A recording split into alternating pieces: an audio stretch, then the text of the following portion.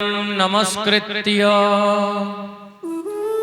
नरं चैव नरोत्तमं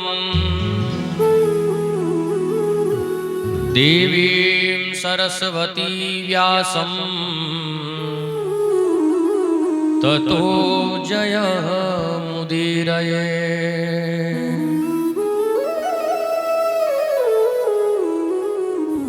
गौरांगं रसमयं नित्यं रसाचार्यं रथोत्सुकं श्रीमद् रामहर्षण देवाख्यं सद्गुरुं प्रणमाम्यहम्। जय जय श्री राधा रमण, जय जय नवल किशोर, जय गोपी चित चोर प्रभु, जय जय माखन चोर।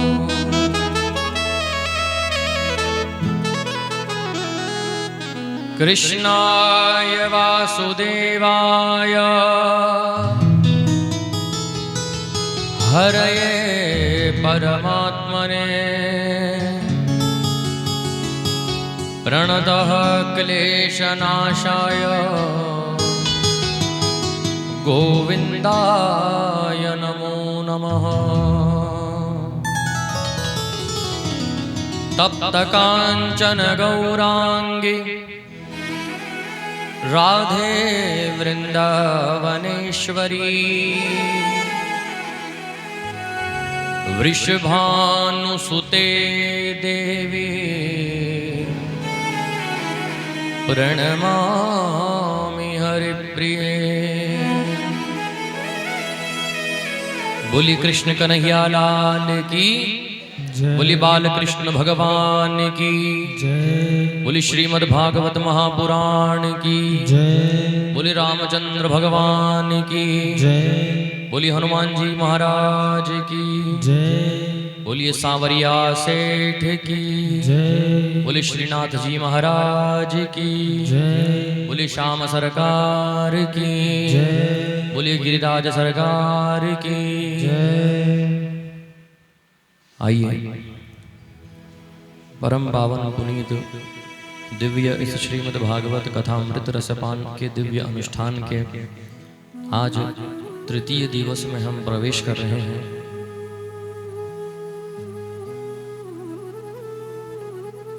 बड़े सौभाग्य से, बड़ भाग्य से आज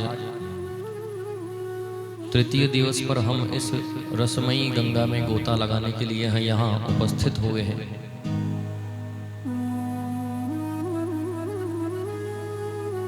कथा अनुष्ठान के नियमानुसार आप सभी को ज्ञात है, जो आप श्रवण करते हो, जो आपके आत्मा में जो आत्मदेव जी बसे हुए हैं, उनको यहाँ इस अनुष्ठान में जो दिव्य फल प्रतिदिन दिया जाता है और कहा जाता है कि ये फल ले जाकर अपनी बुद्धि रूपी धुंधली देवी को खिला देना, और आप सभी बड़े प्रेम से वो फल ग्रहण भी करते हो, इसमें कोई संदेह नहीं है। लेकिन कौन कौन उस फल को अपने हाथों से अपनी बुद्धि रूपी धुंधली देवी को खिलाता है या घर ले जाकर रख देते हैं? बोले सच्चिदानंद भगवान की जय। कल की कथाओं में जिन प्रसंगों का श्रवण किया, एक एक करके बताना शुरू करें।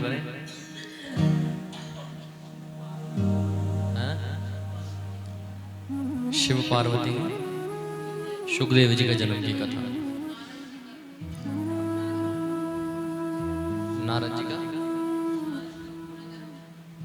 नारद जी की पूर्व जन्म की कथा। किसने बोला? किसने बोला? और वो अमर कथा सुखदेव जी महाराज की कथा में आ गई। हाँ, कलयुग का प्रभाव। तो कल बताया कि राजा परीक्षित ने कलयुग को 4 जगह स्थान दिया। वो कौन कौन सी 4 जगह बताई? जुआ, शराब, हाँ, परस्त्री गमनम 3। पहले 4 बुरी आदतों में दिया। चौथा जीवत्या, 4 हो गई। एक जो अच्छे स्थान पर दिया वो है हिंसात्मक सोना, जो युद्ध के बल से जीता हुआ सोना, बेईमानी से कमाया हुआ सोना, वो। और बताओ, कई सारी कथाएं हुई थी कल।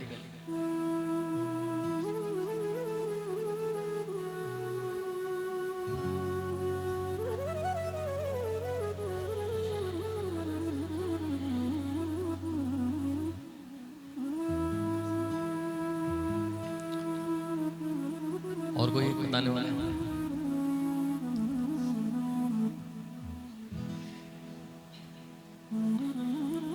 परीक्षित जी के जन्म की कथा।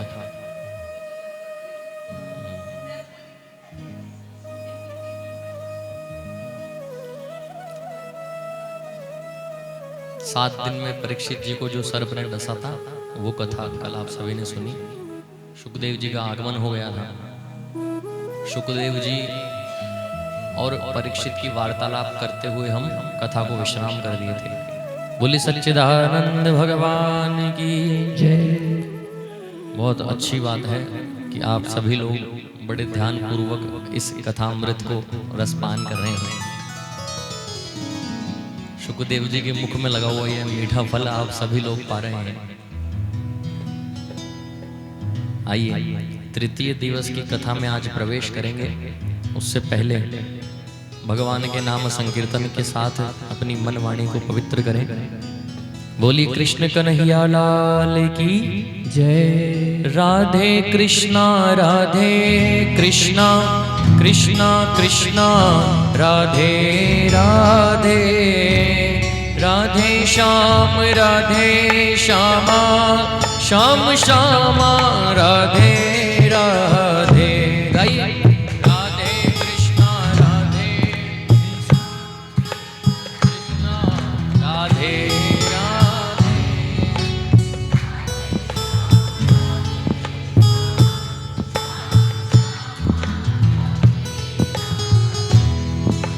राधे कृष्णा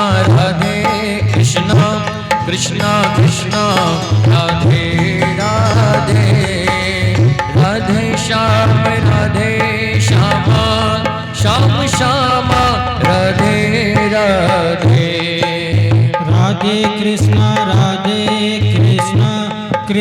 कृष्णा राधे राधे। राधे श्यामा श्याम श्यामा राधे राधे। हाँ राधे कृष्णा कृष्णा कृष्णा राधे राधे। राधे श्याम श्याम राधे राधे। राधे कृष्णा कृष्णा राधे राधे। राधे श्याम श्याम राधे राधे। राधे कृष्णा कृष्णा कृष्णा राधे राधे राधे। राधे कृष्णा कृष्णा राधे राधे राधे। राधे राधे कृष्णा कृष्णा कृष्णा राधे राधे। राधे श्यामा श्याम श्यामा राधे राधे। राधे कृष्णा कृष्णा राधे राधे। राधे श्यामा श्यामा राधे राधे। राधे राधे राधे गोविंद राधे। राधे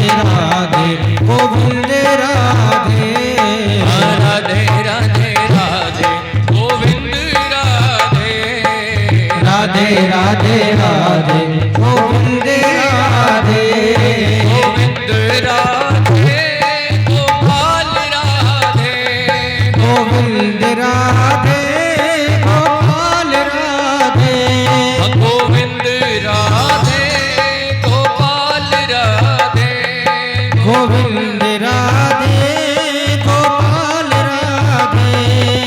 राधे राधे राधे गोविंद राधे। राधे राधे राधे गोविंद राधे। राधे राधे राधे गोविंद राधे। राधे राधे राधे गोविंद राधे। राधे राधे राधे गोविंद राधे। बोली बाल कृष्ण भगवान की बोली सच्चिदानंद भगवान की जय। बोलिए श्रीमद् भागवत महापुराण की जय। श्री वेद व्यास जी महाराज की जय। श्री सुखदेव जी महाराज की जय। कल तक आप सभी लोगों ने राजा परीक्षित की सभा में शुकदेव जी के आगमन तक की कथा आप सभी ने सुनी। अब ये कथा कहाँ कहाँ चल रही है? अब ये कथा चल रही है सबसे पहले तो शौनकादि 88,000 ऋषि नैमिषारण्य में विराजमान हैं। उनको कथा सुना रहे हैं सूत जी महाराज।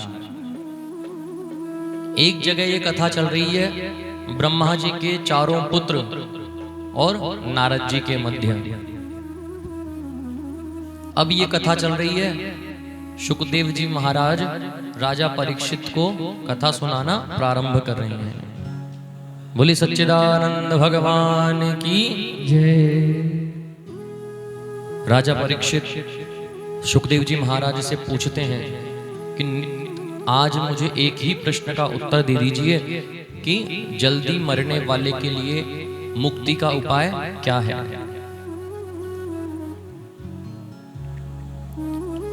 शुकदेव जी महाराज परीक्षित से कह रहे हैं कि परीक्षित एक बात मुझे बताओ, अभी तक का जो तुम्हारे जीवन का अनुभव है उस अनुसार मुझे मेरे एक प्रश्न का जवाब दो। शुकदेव जी महाराज कहते हैं कि परीक्षित एक बात बताओ कि भगवान जल्दी किसे मिलते हैं? भगवान शीघ्रता से और सरलता से किसे मिलते हैं? किसे मिलते हैं भगवान?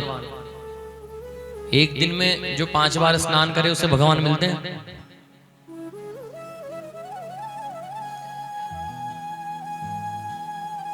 दिन भर गौमुखी माला लेके बैठने से भगवान मिलते हैं?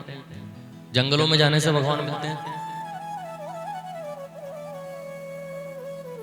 तो परीक्षित कह रहे हैं कि राजन आप ही मुझे इसका जवाब दीजिए, आप बताइए। संपूर्ण कथा मैं आपके श्रीमुख से श्रवण करना चाहता हूं। शुकदेव जी महाराज कह रहे हैं व्याध्यस्याचरणं ध्रुवस्य च वयो विद्या गजेन्द्रस्य का जातिर्विदुरस्य यादवपते रुग्रस्य किं पौरुषम् कुब्जायाः किमु तत्र रूपमधिकम् किं तत् सुदाम नो धनम् भक्त्या तुष्यति केवलं परमया भक्ति प्रियो माधवः। कि परीक्षित यदि दिन में 5 बार स्नान करने वालों को भगवान मिल जाते तो जो कोल भीलों को मेरे प्रभु ने दर्शन दिए उन्हें कब भगवान मिलते? बोली राघवेंद्र सरकार की।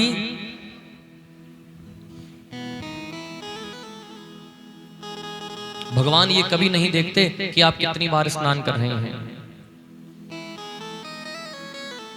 यदि उम्र लेने के बाद, उम्र का अनुभव लेने के बाद भगवान मिलते तो ध्रुव जी को भगवान कब मिलते? बोली सच्चिदानंद भगवान की जय।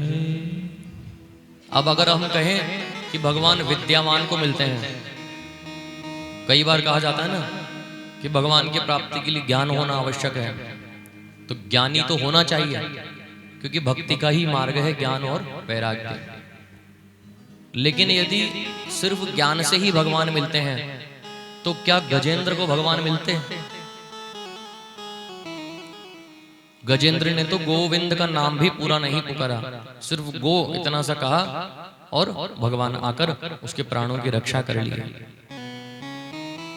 भगवान यह कभी नहीं देखते कि आपके पास कितनी डिग्रियां हैं, कितना आपके पास ज्ञान है।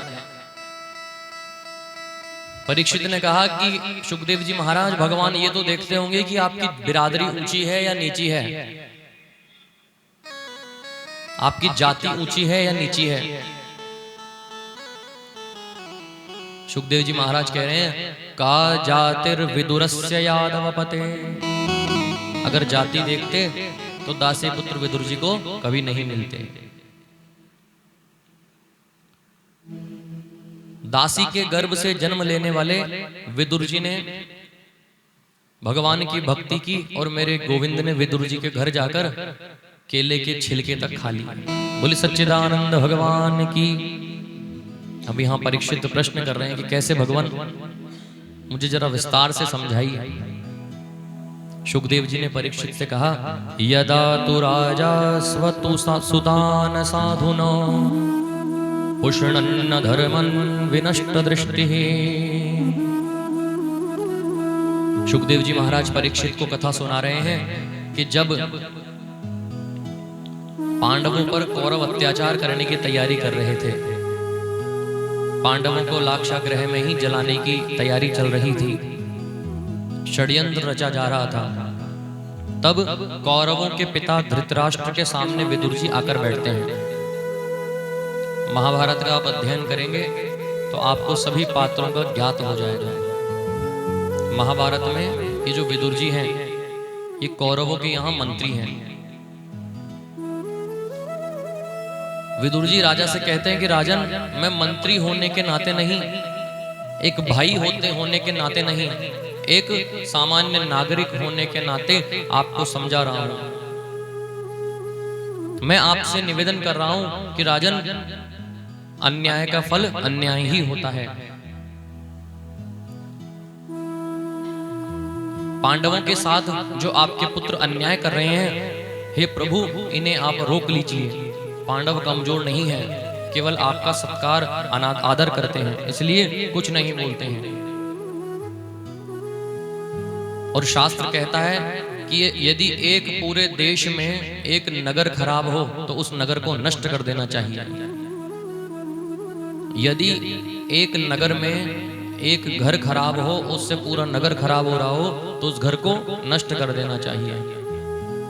और एक वंश में, एक कुल में यदि एक संतान से पूरा कुल दूषित हो रहा हो तो उस संतान का त्याग कर देना चाहिए।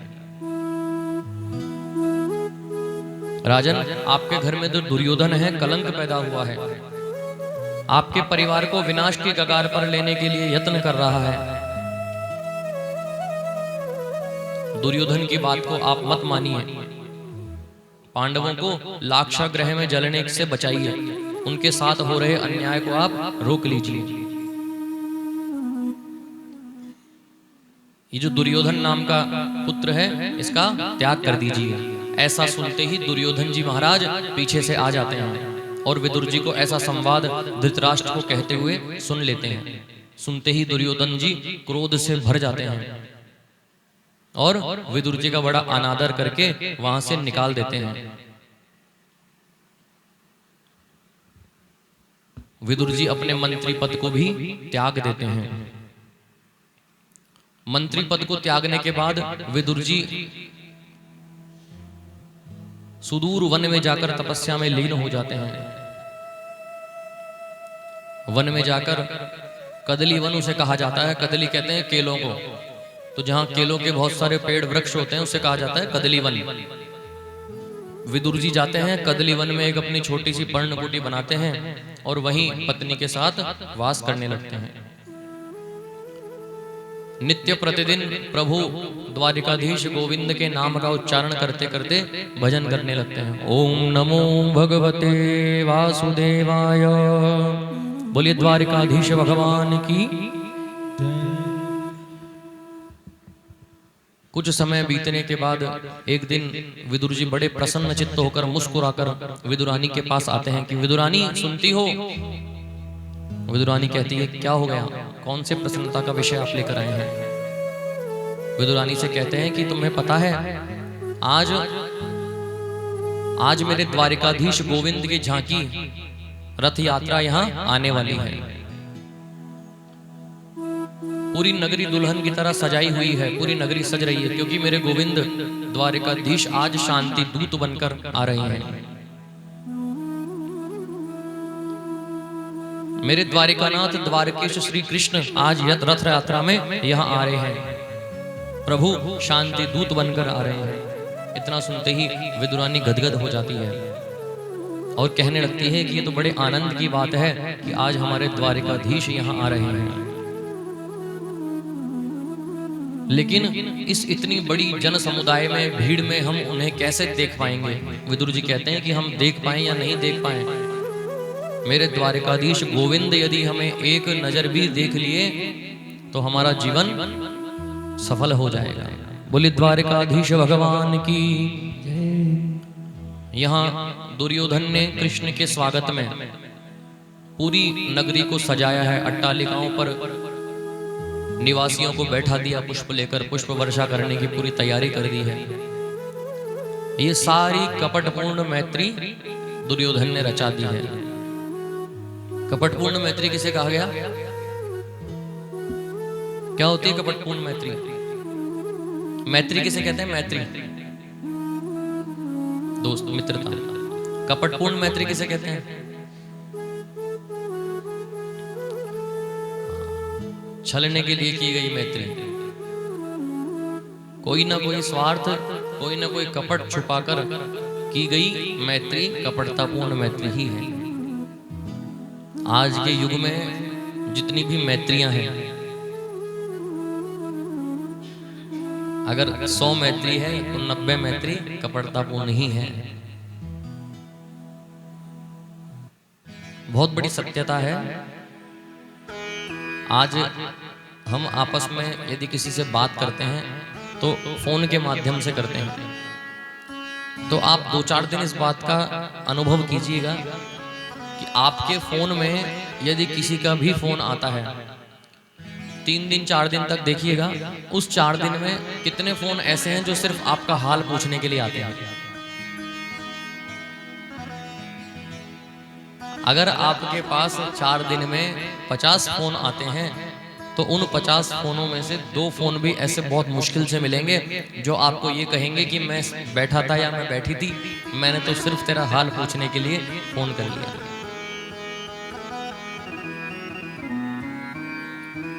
तो आज ये जो कपटपूर्ण मैत्री, स्वार्थपूर्ण मैत्री है ना, ये सभी और फैली हुई है। कोई ना कोई प्रयोजन, कोई ना कोई कार्य से ही आपको याद किया जाता है, बिना कार्य कोई याद नहीं करता। बोले सच्चिदानंद भगवान की। ऐसे ही अपनी कपटतापूर्ण मैत्री को दिखाते हुए दुर्योधन ने पूरी हस्तिनापुर नगरी को आज सजा दिया। नगरवासियों की बहुत बड़ी भीड़ लगी हुई है। ये बहुत सुंदर प्रसंग है और विशेषकर मुझे ये प्रसंग बहुत सुंदर लगता है। वैसे तो श्रीमद् भागवत में सभी प्रसंग बहुत रमणीय हैं, लेकिन ये बहुत सुंदर प्रसंग है। अगर इस प्रसंग में डूबकर हम इस प्रसंग को सुनेंगे, सोकर नहीं, डूबकर, प्रसंग में डूबकर यदि श्रवण करेंगे तो बड़ा आनंद आएगा। पूरे दृश्यों का दर्शन आपको यहीं विराजमान होकर मिल जाएगा। उस हस्तिनापुर का दर्शन करो, पूरी नगरी सज रही है। क्यों? क्योंकि द्वारिकाधीश की रथ यात्रा वहां आने वाली है। उसी पूरी नगर वासियों की भीड़ में अब हमारे विदुर जी मंत्री तो रहे नहीं। जब मंत्री थे तब महल में खड़े होते थे, अब महल से निकाले जा चुके हैं, मंत्री पद उनके पास रहा नहीं। तो सामान्य नागरिकों की भीड़ में एक दीवार के पास जाकर विदुर और विदुरानी जी दीवार का सहारा लगाकर खड़े हैं। हजारों लोग भगवान के आते हुए रथ को देख रहे हैं। कोई आरती कर रहा है, कोई जय जयकार कर रहे हैं। भगवान का रथ आने लगा। बोलिए द्वारिकाधीश भगवान की जय। और गोविंद द्वारिकानाथ जो रथ में विराजमान है, पूरी भीड़ में किसको ढूंढ रहे हैं? विदुर जी को। विदुर जी पास में खड़े हुए देख रहे हैं कि द्वारिकाधीश भगवान कृष्ण किसे देख रहे हैं, मेरा गोविंद किसे देख रहा है। गोविंद की नजरें कहीं टिक ही नहीं रही, पूरी भीड़ में पता नहीं किसको ढूंढ रहे हैं। अब जैसे ही प्रभु गोविंद की नजर दृष्टि विदुर जी पर पड़ती है कि दृष्टि एक जगह टिक जाती है और विदुर जी गोविंद को देखकर गदगद हो जाते हैं। विदुरानी से कहने लगे कि देखो, कृष्ण गोविंद ने मेरी ओर देखा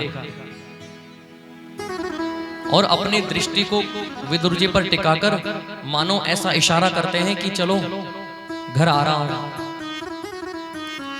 बोली सच्चिदानंद भगवान की जय। विदुर जी तुरंत प्रसन्न चित्त होकर विदुरानी से कहते हैं कि चलो घर, गोबर का चौका लगाओ, आसन आदि बिछाओ, कदली के पत्तों से घर को सजाओ, मैं जरा सुनकर आता हूं कि पांडव कौरवों के मध्य क्या फैसला होता है। भगवान ने विदुर को देखा और इशारा कर दिया, मानो भगवान ने कह दिया हो कि चलो मैं घर आ रहा हूं। बहुत बड़ा एक मंच बना, सिंहासन पर सभी विराजमान हैं। उन्हीं सिंहासन पर एक द्वारिकाधीश के लिए मणिमय सुंदर स्वर्ण सिंहासन बनाया गया। उस सिंहासन पर मेरे द्वारिकाधीश गोविंद विराजमान हो गए। विदुर जी का अपमान हो चुका था, इसलिए विदुर जी सभा में नहीं है, उन्हें वहां आने की अनुमति भी नहीं है। इसीलिए विदुर जी दूर बैठकर सब कुछ देख रहे हैं।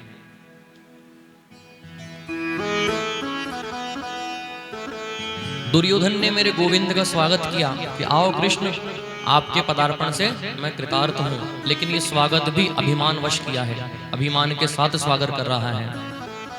आप आए तो मेरा बड़ा भाग्य है, सौभाग्य है, लेकिन आगमन आपका किस कारण से हुआ है? कृष्ण मुझे बताइए, आप किस कारण से यहां आए हैं? भगवान ने सबसे पहले दुर्योधन की प्रशंसा की कि दुर्योधन, मैं तुम्हें दुर्योधन कहकर संबोधित नहीं करता, क्योंकि तुम सुयोधन हो। कोई शांति दूत यदि आता है ना युद्ध को रोकने के लिए, तो प्रथम से ही ऐसे शब्दों का प्रयोग करता है जिससे सामने वाले के मन में जगह बना पाए। बोले सच्चिदानंद भगवान की। गोविंद दुर्योधन से कहते हैं कि तुम तो सुयोधन हो, तुम समझदार हो। एक बात मैं तुमसे पूछना चाहता हूं कि ये जो पांडव है ये कौन है? तुम्हारे भाई हैं? बोले हाँ कृष्ण, भाई हैं। तुम्हारे खास काका के बेटे हैं? बोले हाँ, हमारे काका के बेटे हैं। तो सीधे सीधे यदि तुम्हारे काका के बेटे हैं तो आधे राज्य के अधिकारी भी हो गए। तुरंत दुर्योधन जवाब देता है, नहीं,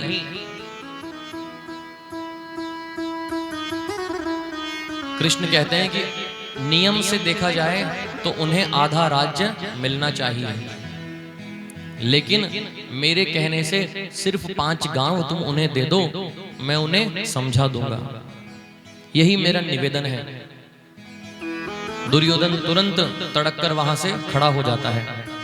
भीष्म पितामह, द्रोणाचार्य, कृपाचार्य, धृतराष्ट्र सब वहां बैठे हैं और कहने लगा, सूच्यग्रे नैव दास्यामि विना युद्धेन केशवः। भगवान कृष्ण से दुर्योधन कहने लगा कि एक सुई के बराबर भूमि भी मैं बिना युद्ध के इनको नहीं देने वाला। भगवान ने कहा कि अभी तुमने युद्ध की विभीषिका नहीं देखी। दुर्योधन, हजारों नर नारी मर जाएंगे, कई स्त्रियां विधवा हो जाएगी, कई बच्चे अनाथ हो जाएंगे, लेकिन दुर्योधन नहीं माना। धृतराष्ट्र ने दुर्योधन का हाथ पकड़ लिया, रुको, क्षमा याचना करने लगा। धृतराष्ट्र ने कहा कि पुत्र को अभी बोलने का सही तरीका नहीं आता है। कृष्ण ने तुरंत कहा कि दुर्योधन, तुम्हें यह भी नहीं पता कि एक शांति दूत से किस प्रकार बात करनी चाहिए, कैसा व्यवहार करना चाहिए। दुर्योधन ने कहा, कृष्ण छोड़ो ये सब बातें, और बताओ आपके स्वागत के लिए हम क्या क्या करें। अंदर पधारो, मेरी माता गांधारी ने 56 प्रकार के भोग आपके लिए तैयार किए हैं, चलो भोग पाओ। गोविंद ने, द्वारकाधीश ने मुस्कुराकर कहा कि दुर्योधन सुनो, भोग व्यक्ति दो ही प्रकार से पाता है, दो ही कारणों से भोग लगाता है। पहला कारण, या तो भोजन करवाने वाले के मन में अगाध श्रद्धा हो। दूसरा कारण, भोजन करने वाले को तीव्र भूख लगी हो। तो ये दोनों कारण ही मुझे यहाँ नहीं दिखते। ना तो तुम्हारे मन में मुझे अगाध श्रद्धा दिखती और नहीं मुझे बहुत जोर से भूख लगी है, तो मैं यहाँ भोजन नहीं कर सकता। अब ये पूरा दृश्य सभी लोग बाहर खड़े हुए देख रहे हैं, उनमें विदुर जी भी देख रहे हैं। इतने में मेरे गोविंद कहते हैं कि वैसे भी आज तो मेरा विदुर जी के यहाँ निमंत्रण है। इतनी बात सुनकर विदुर जी आश्चर्यचकित हो जाते हैं कि मैंने कब निमंत्रण दे दिया। और तुरंत गोविंद विदुर जी की तरफ देखते हैं, फिर इशारा करते हैं कि जाओ, आ रहा हूं। इतने में विदुर जी वहां से भागने लगते हैं, सभा छोड़कर चले गए। सोचा क्या भरोसा कन्हैया का, यहां से सीधा ही आ जाएगा। क्या कन्हैया को खिलाऊंगा, क्या स्वागत के लिए लाऊंगा। तुरंत भागते हैं बाजार में। इधर दुर्योधन कन्हैया से कहता है कि विदुर जी के यहाँ जाओगे, खुद के खाने का तो ठिकाना नहीं है, आपको क्या खिलाएगा। कन्हैया, आप द्वारिका से सीधे मेरे यहाँ आए हैं, और जितना मुझे पता है आप तो विदुर जी से एक बार भी नहीं मिले, तब कब निमंत्रण दे दिया आपको विदुर जी ने। भगवान कहने लगे कि द्वारिका में उनका पत्र गया था कि हस्तिनापुर आओ तो पहला भोजन मेरे यहीं करना। दुर्योधन ने कहा कि मैं भी देखता हूं आपको क्या खिलाता है, आपके स्वागत में वह क्या करता है। भगवान बोले इसकी परवाह मुझे नहीं है, और मेरे गोपाल चल दिए। यहां भी एक बात ध्यान देने की है, भक्त यदि भगवान के मंदिर में जाता है तो पादुका उतारकर, चरण पादुका उतारकर जाता है। और मेरे गोविंद जब विदुर जी के यहाँ, भक्त के यहाँ जाने लगे तो बिना चरण पादुकाओं के ही निकल गए। भगवान भी जब भक्त के यहाँ आते हैं तो चरण पादुका उतार कर आते हैं। बोले सच्चिदानंद भगवान की जय। प्रभु नंगे पैर ही विदुर जी के यहाँ के लिए प्रस्थान कर लिए।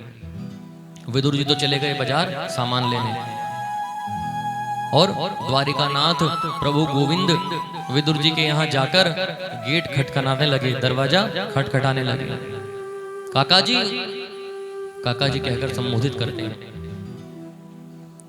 अब जैसे ही काका जी की ध्वनि सुनी, विदुरानी ने विचार किया तो कृष्ण ही आ गए, द्वारिकानाथ मेरे घर आ गए। विदुरानी अंदर स्नान कर रही थी, उन्हीं गीले वस्त्रों में ही निकलकर बाहर आ गई।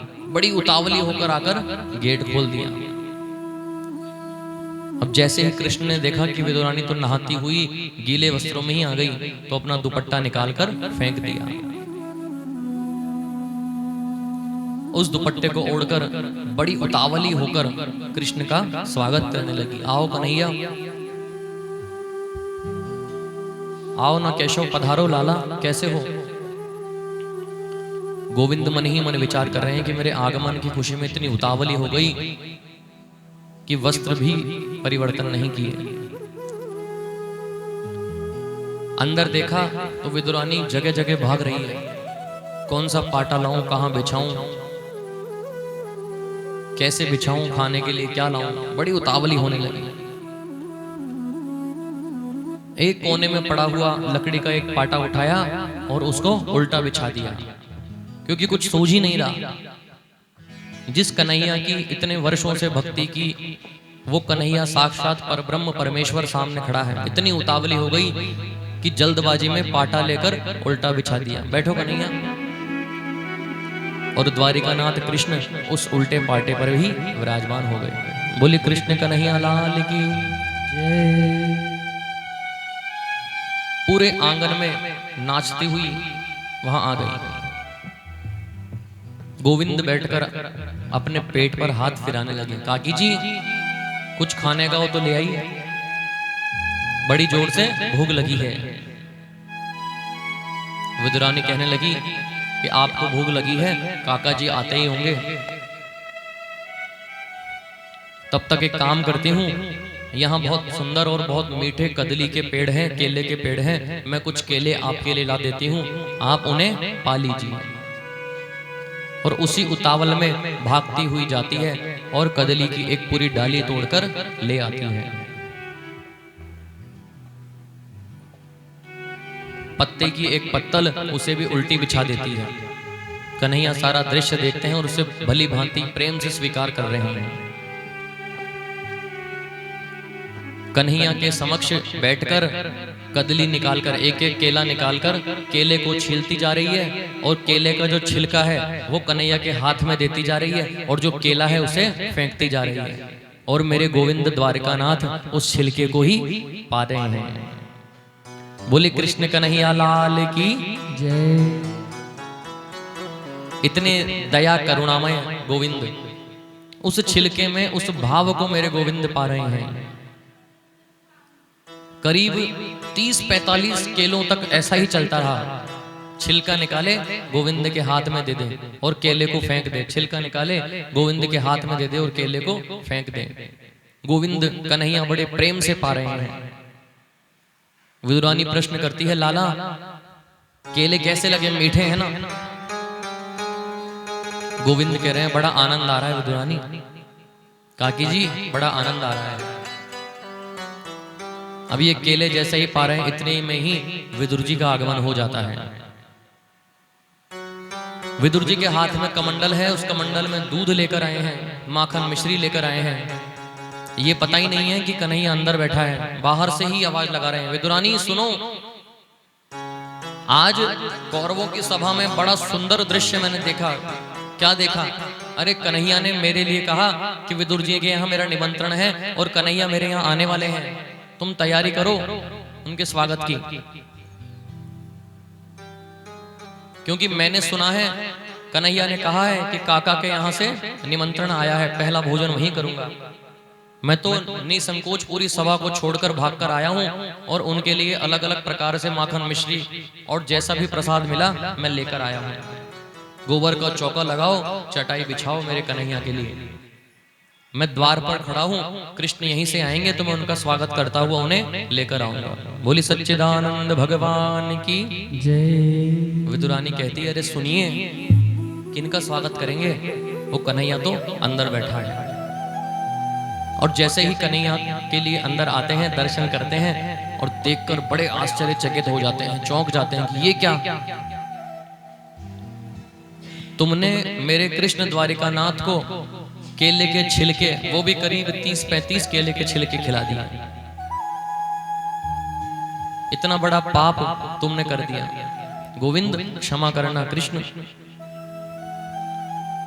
पहली बार मेरे गोविंद इस कुटिया में पधारे, द्वारिकानाथ इस कुटिया में पधारे और तुमने उन्हें केले के छिलके खिला दिए। इतने में ही विदुरानी को होश आता है और बड़ा पश्चाताप करने लगती है कि क्या गोविंद तुमने मुझे बताया भी नहीं। कृष्ण यदि छिलका तुम्हारे हाथ में आ रहा था तो बोलना तो चाहिए था। वास्तव में अब यहां जब विदुरानी को ध्यान आया तो मेरे गोविंद को भी ध्यान अब आया। अब कृष्ण को ध्यान आया कि मैं तो इतनी देर से छिलके ही खा रहा था। बोली सच्चिदानंद भगवान की जय। काकी जी क्या हम इतनी देर से छिलका खा रहे थे? बोले हाँ, हमें तो ऐसा लगा कि बड़ा मीठा मीठा केला आप हमें पवा रही हैं और हम केला खा रहे हैं। हम तो इतना जानते हैं कि हमने कुछ खाया है नहीं खाया, इतना मीठा तुम्हारा अनुराग था, तुम्हारा प्रेम था, वही हमने पा लिया। विदुर जी कहते हैं कि कन्हैया क्षमा करना, हम लोग इतने नासमझ हैं, इतने पागल हैं कि आपका कुटिया में आगमन हुआ और हम इतने पागल हो गए प्रसन्नता से कि इसने आपको छिलका खिला दिया। थोड़ा सा लड्डू खाओ ना कन्हैया। तो कन्हैया के मुख में लड्डू आगे किया। गोविंद ने विदुर जी का हाथ पकड़ लिया और कहा, काका जी बुरा ना मानो तो एक बात कहूं, जो रस विदुरानी के उस छिलके में था वो आपके इस लड्डू में, इस माखन मिश्री में नहीं आ सकता, क्योंकि मैं भाव का भूखा हूं। कहा भी गया है, क्या उसको खिलाओगे जो सबको खिलाता है, क्या उसको सजाओगे? जो सबको सजाता है, बस भाव के सागर में मेरा शाम डूब जाए। बस भाव के सागर में मेरा शाम डूब जाए। ऐसा कर दो श्रृंगार, सब देखते रह जाए। बहुत सुंदर बात कही है कि उसे हम कौन होते हैं खिलाने वाले, और क्या खिला देंगे। हम कहते हैं कि हमने सजाया है। अरे हम कौन है सजाने वाले? शतरंज बना जग को क्या खूब सजाया है,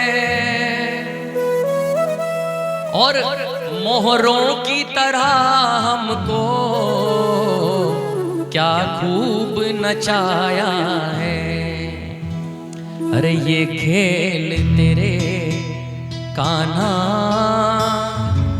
तू ही तो समझता है। अरे कान्हा तेरे दर्शन को ये दास तरसता है।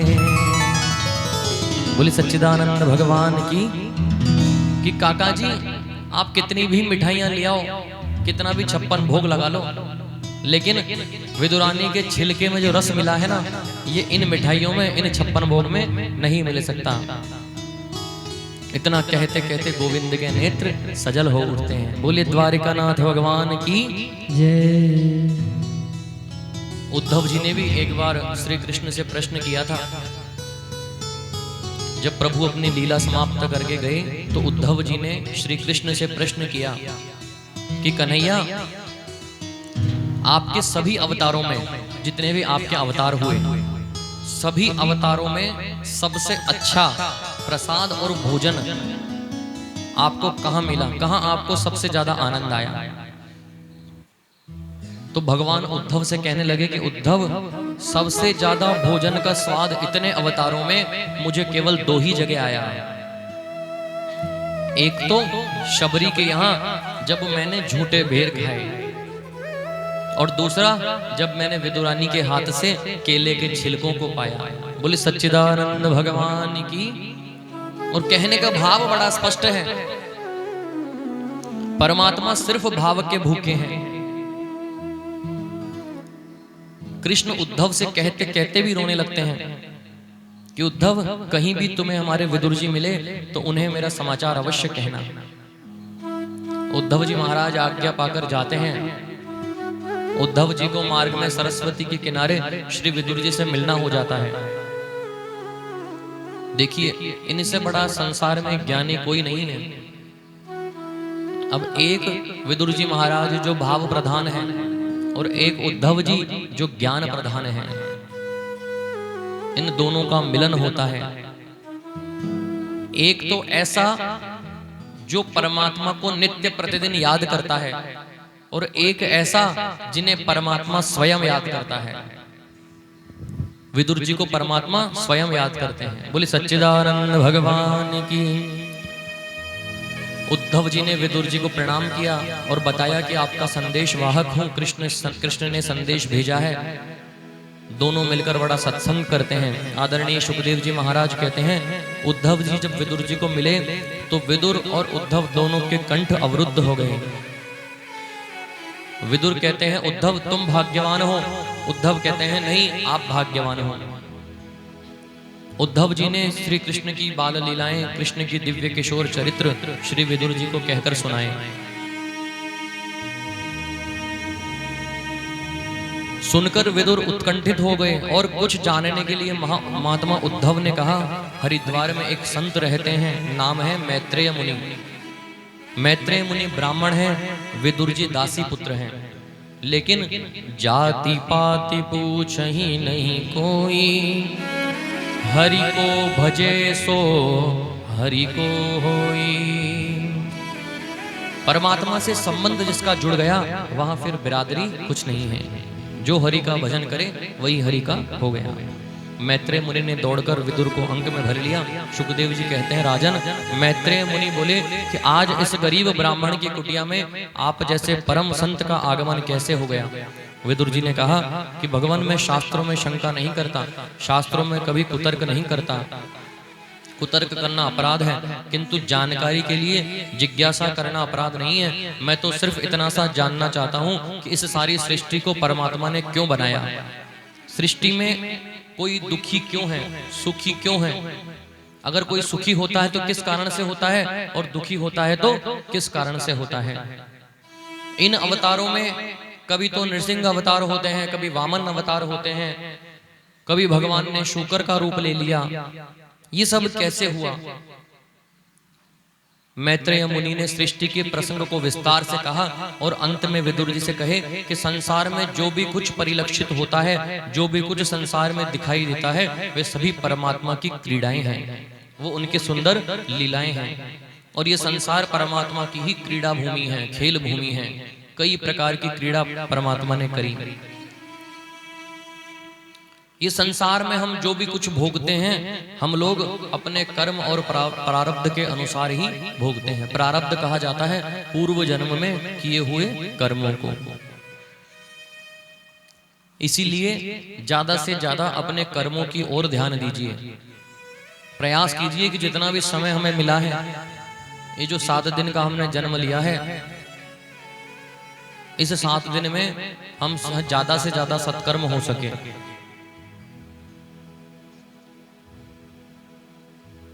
तीसरी बात पूछते हैं कि व्यक्ति को बचाने के लिए परमात्मा का अवतार क्यों होता है।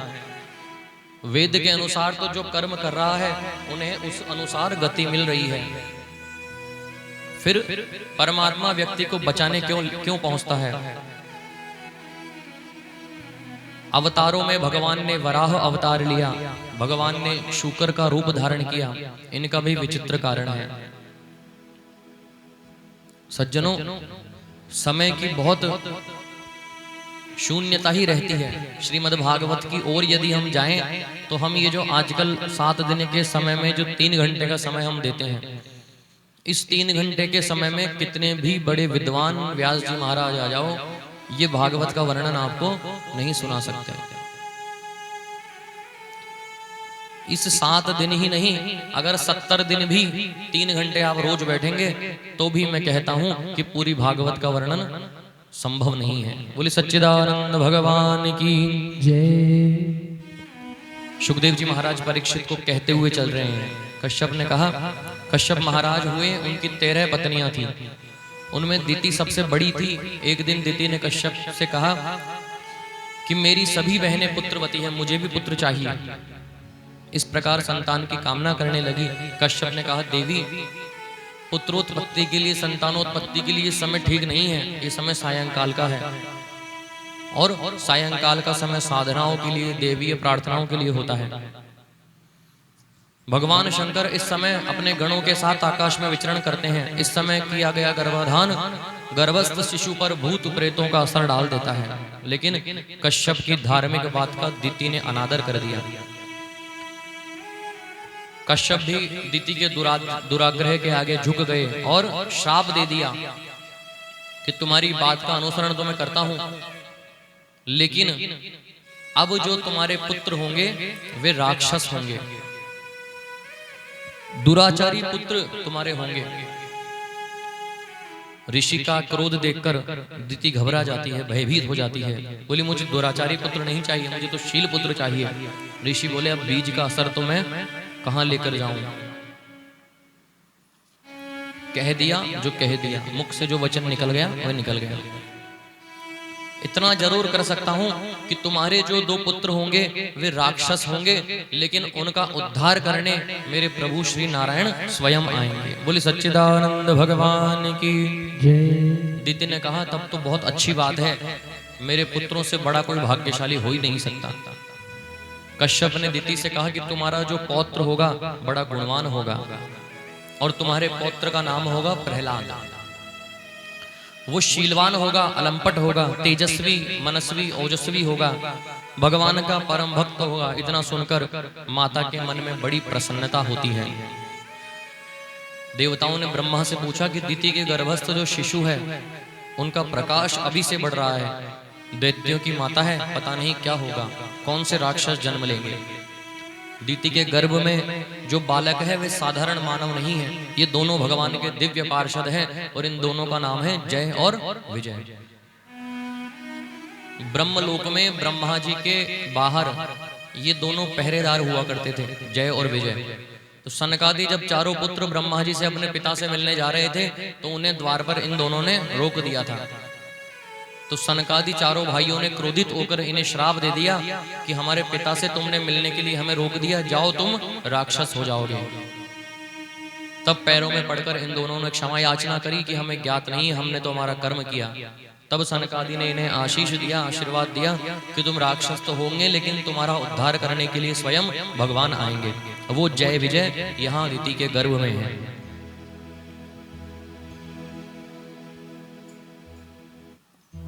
पश्यति इति पश्यकः, पश्यकः एव कश्यपः। सद्गुण को हम लोग कश्यप कहते हैं और कश्यप की पत्नी है दोनों, दिति और अदिति। दिति माने भेद बुद्धि, अदिति माने अभेद बुद्धि। दिति के जो पुत्र हैं वे दैत्यों में हिरण्यकश्यपु और हिरण्याक्ष हुए। हिरण्यकश्यपु कहते हैं अभिमान को और हिरण्याक्ष कहते हैं लोभ को। ये हर मानव में दोनों प्रकार की बुद्धि विद्यमान है, दिति भी है और अदिति भी है। तो जहां अहंकार और लोभ आ जाता है वहां दिति होती है। जहां भेद बुद्धि होगी वहां अभिमान व लोभ दोनों का प्रादुर्भाव एक साथ हो जाएगा, दोनों उत्तरोत्तर बढ़ते जाएंगे। और जहां अभेद बुद्धि होगी वहां देवताओं का प्राकट्य होगा, जो सत्व गुण के प्रतीक माने जाते हैं। अभी जो हिरण्याक्ष है बड़ा दुष्ट प्रवृत्ति का है। पृथ्वी पर प्रलय का समय आ गया, पूरी पृथ्वी समुद्र में डूब रही थी। सभी देवगण चिंतित होकर ब्रह्मा जी के पास जाते हैं कि क्या होगा, पूरी पृथ्वी समुद्र में डूब रही है। कीर्तन करते करते ब्रह्मा जी को एक छींक आती है और छींक में से, नासिका में से एक छोटा सा शूकर बालक निकलता है और समुद्र में डूबकर वह बालक अपनी भुजाओं पर पृथ्वी को लेकर ऊपर आने लगता है। और यही हुए वराह भगवान। बोलिए वराह भगवान की जय। प्राचीन भारत का विज्ञान इतना विचित्र था कि सभी देवलोग और राक्षस लोग एक स्थान पर दूसरे स्थान पर जाते थे तो उड़ने लगते थे। वे उड़कर एक स्थान से दूसरे स्थान पर जा सकते थे। हिरण्याक्ष जब आकाश में भ्रमण कर रहा था तो आकाश में जाते हुए नारद जी को देखता है तो नारद जी को पकड़ लेता है। बोले खाली वीणा ही बजाना जानते हो क्या कुछ लड़ना वड़ना भी जानते हो? नारद जी कहते हैं नारायण नारायण, हमें तो भैया नारायण के अलावा कुछ नहीं आता। भैया कीर्तन करना तो हमें खूब अच्छे से आता है लेकिन ये लड़ना झगड़ना हमें नहीं आता। हिरण्याक्ष कहने लगा कि मेरे बाजुओं में अभी खुजली हो रही है, तो मैं बिना युद्ध के तो मैं जाने नहीं दूंगा, मुझे तो युद्ध करना ही है। नारद ने कहा कि मैं तुमसे युद्ध करूं नहीं करूं, तुम्हें एक युद्ध करने वाले से जरूर मिलवा दूंगा। बोले किससे? कि सीधे इस समुद्र के किनारे जाओ, एक छोटा सा शूकर बालक इस पृथ्वी को अपनी दृष्टाओं पर लेकर आ रहा होगा, जाके उनसे युद्ध कर लेना। बोली सच्चिदानंद भगवान की। हिरण्याक्ष ने वराह भगवान को देखा और उन्हें छेड़ने लगा, लड़ने के लिए ललकारने लगा और दोनों में इतना विचित्र युद्ध छिड़ गया। मेरे वराह भगवान ने उसे मुखमंडल पर अपने मुख से एक ही मार दिया और जैसे ही मारा हिरण्याक्ष पृथ्वी पर मूर्छित होकर गिर पड़ा। बोली वराह भगवान की जय। प्रभु के 24 अवतारों में यह दूसरा अवतार है। हिरण्याक्ष को मारकर प्रभु पृथ्वी को लेकर आ गए। अब लोभ को तो भगवान ने मार दिया किंतु अहंकार को भी मारना आवश्यक है। पृथ्वी के मन में भी अभिमान हो गया। तब प्रभु ने, भगवान ने, यहां भी बहुत सुंदर एक वृंदावन की कथा है। पृथ्वी को इतना अभिमान हो गया कि मेरे बिना सब कुछ निरर्थक है, यदि मैं पानी में डूबने लगी तो भगवान स्वयं मुझे बचाने आ गए, देवता लोग घबरा गए। तब भगवान ने पृथ्वी को वृंदावन का दर्शन कराया। तब पृथ्वी आश्चर्यचकित हो गई कि ये क्या, ये वृंदावन पृथ्वी से अलग है जो कभी डूबता नहीं है। तब भगवान ने बताया कि सारी सृष्टि, पूरे देश उनका राजा पुष्कर है, सभी तीर्थ मिलकर पुष्कर को कर देते हैं, किंतु वृंदावन साक्षात मैं ही हूं, वृंदावन मेरी भूमि है, वृंदावन को कर नहीं देना पड़ता। यह कोई तीर्थ नहीं है, यह साक्षात भगवान श्री कृष्ण का स्वरूप ही है। वृंदावन का जो स्वरूप है, छोटी छोटी वे गलियां, वहां आज भी अगर आप अपना भाव महसूस करेंगे तो आपको मेरे कन्हैया डोलते हिलते नजर आएंगे, क्रीड़ा करते हुए नजर आएंगे। वहां की गायों में आज भी भगवान की छवि विराजमान है। बोली कृष्ण कन्हैया लाल की जय, बोली वृंदावन बिहारी लाल की जय। लेकिन जो भी व्यक्ति पिकनिक मनाने की दृष्टि से वृंदावन को देखता है ना, कि नई शादी हुई चलो घूमने चलते हैं वृंदावन, तो उनको वहां क्या दिखता है? पिकनिक मनाने की दृष्टि से जाएंगे तो ये बात करेंगे, अरे वहां बहुत गंदगी है, वहां तो छोटी छोटी गलियों में कोई सफाई नहीं है, क्योंकि पिकनिक मनाने की दृष्टि से गए हैं। और यदि कृष्ण कन्हैया को अपने हृदय में विराजमान कर वृंदावन की भूमि में जाएंगे तो कन्हैया की क्रीड़ाओं के ही दर्शन होंगे। बोली वृंदावन बिहारी लाल की जय। मैत्रेय मुनि कहते हैं कि विदुर, तुमने पूछा कि भगवान ने हिरण्याक्ष का वध क्यों किया। इसका मूल कारण है कि उसने वैदिक धर्म विरुद्ध आचरण किया, इसलिए हिरण्याक्ष का वध कर दिया। कर्दम का सीधा अर्थ है जिसने अपनी इंद्रियों पर दमन कर लिया हो, जो जितेंद्रिय है। कर्दम ने अपने पिता ब्रह्मा से कहा कि मैं विवाह नहीं करूंगा, मुझे भजन करना है, घर में ही रहना है, और वन में चले गए। ब्रह्मा के पुत्र हुए कर्दम।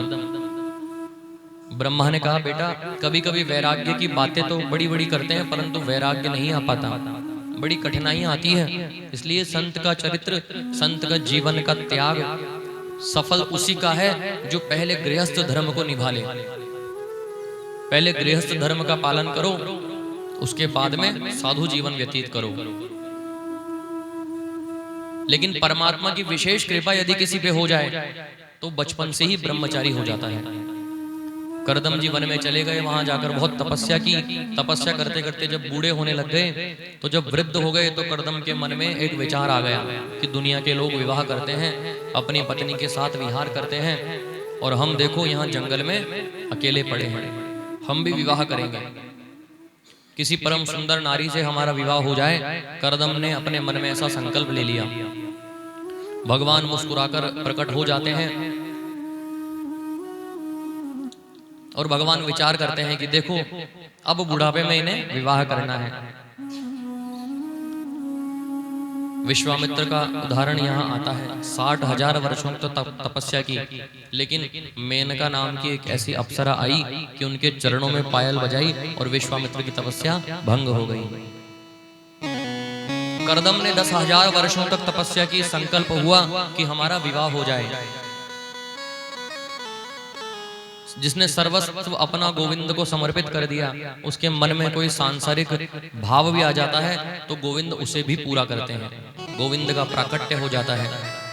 चतुर्भुज रूप से नारायण प्रकट हो जाते हैं। नारायण के दर्शन कर कर्दम ऋषि चरणों में प्रणाम करते हैं। बोलिए द्वारिकानाथ भगवान की जय। अब महाराज भगवान सामने खड़े हैं और भगवान भक्त से कह रहे हैं कि क्यों ऋषिवर, बूढ़े महाराज, आपको विवाह करना है। पुराने जमाने में एक नियम और था, जब संतान के विवाह की बात चलती थी तो बालक उठकर अंदर चले जाते थे।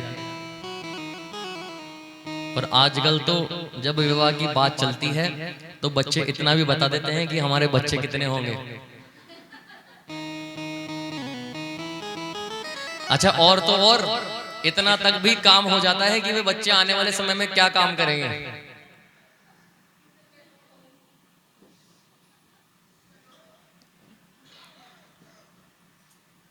पुराने समय में, प्राचीन काल में जब विवाह की बात चलती थी तो बालक उठकर अंदर चला जाता था। आज का समय बड़ा विचित्र है महाराज।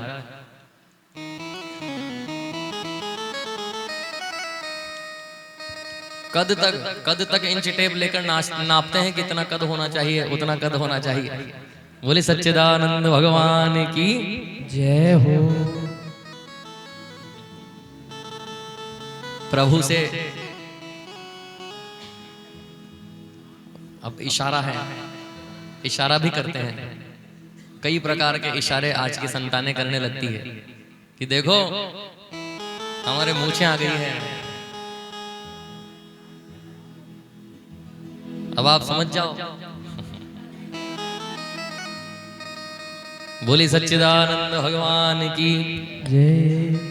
कर्दम ऋषि साष्टांग होकर प्रभु से कहते हैं कि प्रभु मेरी इच्छा तो थी विवाह की, परंतु आपके दर्शन हो गए। अब जिस परमपिता परमेश्वर के जिसे दर्शन हो जाए उसे विवाह की कौन सी कामना। पर भगवान ने सोचा कि कहीं ऐसा तो नहीं कि मन में भावे मूंढ हिलावे, क्योंकि सामने तो मना ही करते हैं।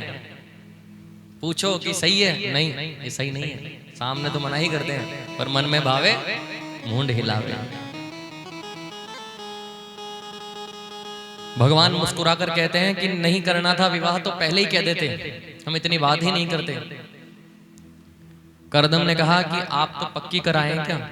बोले भगवान कहते हैं कि हाँ हम पक्की कराए। कर्दम बोले जब आप पक्की कराए हैं तो कर लेंगे विवाह। भगवान ने कहा स्वयंभू नाम के जो मनु हैं, उन मनु महाराज के 2 पुत्र और 3 पुत्री हैं। आकृति, देवहूति, प्रसूति पुत्रियों के नाम है। प्रियव्रत और उत्तानपाद ये 2 पुत्रों के नाम हैं। उनकी बीच की पुत्री देवहूति के साथ आपका विवाह होगा, आप मना मत कर देना। आते ही माला लेकर बोली सच्चिदानंद भगवान की। आप मना कर दोगे तो वंचित रह जाओगे। भगवान के चरणों में कर्दम ऋषि गिर पड़ते हैं। बोले भगवान मेरी मानसिकता तो यही थी, मैंने बड़ा अपराध किया है। शादी के लिए ही मैंने तपस्या की थी, किंतु अब जब आप आ ही गए हैं, आपने सामने दर्शन दे ही दिए हैं, तो मुझ में से ये सभी आकांक्षाएं हट गई है, समाप्त हो चुकी हैं। और अब आप कहते हैं कि शादी कर लो, तो अब मैं विवाह नहीं करना चाहता, क्योंकि भगवान मैं जो भजन करता हूँ, अगर मैंने विवाह कर लिया और एक भी मेरे बेटा हो गया तो आज जो 2-4 माला मैं आपके नाम की फेर रहा हूँ ये भी बंद हो जाएगी। भगवान ने कहा कि मेरी बात तो तुम्हें रखनी ही पड़ेगी। कर्दम कहे कि मैं विवाह तो करूंगा, बात भी रख लूंगा आपकी, लेकिन एक शर्त है। भगवान कहते हैं क्या शर्त है बताओ। कर्दम बोलते हैं मेरी शर्त यही है कि मेरे घर आपको स्वयं को पुत्र बनकर आना होगा। यदि आप स्वयं मेरे घर पुत्र बनकर आएंगे तो मैं विवाह करने के लिए तैयार हूं। भगवान ने कहा ठीक है, आपके घर स्वयं मैं पुत्र बनकर आऊंगा। ऐसा स्वयंभू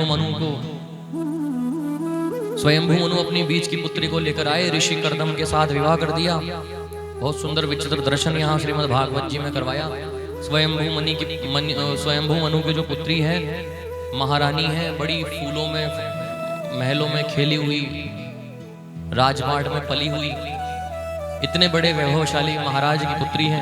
इसकी शादी ऐसे पुरुष के साथ हो रही है जिसके पास रहने को मकान नहीं। जब विवाह होने लगा तो कर्दम जी को याद आ गई। बोले राजन आपकी पुत्री को मैं पत्नी के रूप में अपनाऊंगा, लेकिन इसके पहले मेरी एक शर्त है। मनु बोले क्या है बताओ। ऋषि कहते हैं कि एक पुत्र होते ही हम गृहस्थी को छोड़ देंगे। कर्दम ने सोचा पुत्र तो स्वयं भगवान बनकर आएंगे, फिर दूसरे पुत्र की कामना ही क्यों करेंगे। इसलिए वो कहने लगे कि पुत्र होते ही हम गृहस्थ का त्याग कर देंगे। स्वयंभू मनु ने स्वीकृति दे दी। देवहूति का विवाह कर्दम ऋषि के साथ हो गया। राजकुमारी उनकी पत्नी इतने बड़े राजपाट को छोड़कर आ गई। अपनी पत्नी को लेकर कर्दम ऋषि ने एक सुदूर जंगल में पर्णकुटी बना ली। उस पर्णकुटी में जैसे ही उनकी पत्नी ने प्रवेश किया तो प्रवेश करते ही जगह जगह बिच्छुओं के, मेंढकों के बिल दिखने लगे। ऊपर देखा तो चिड़ियाओं के, पक्षियों के घोंसले दिखने लगे। अपने पति से कहने लगी कि ये कैसा दृश्य है।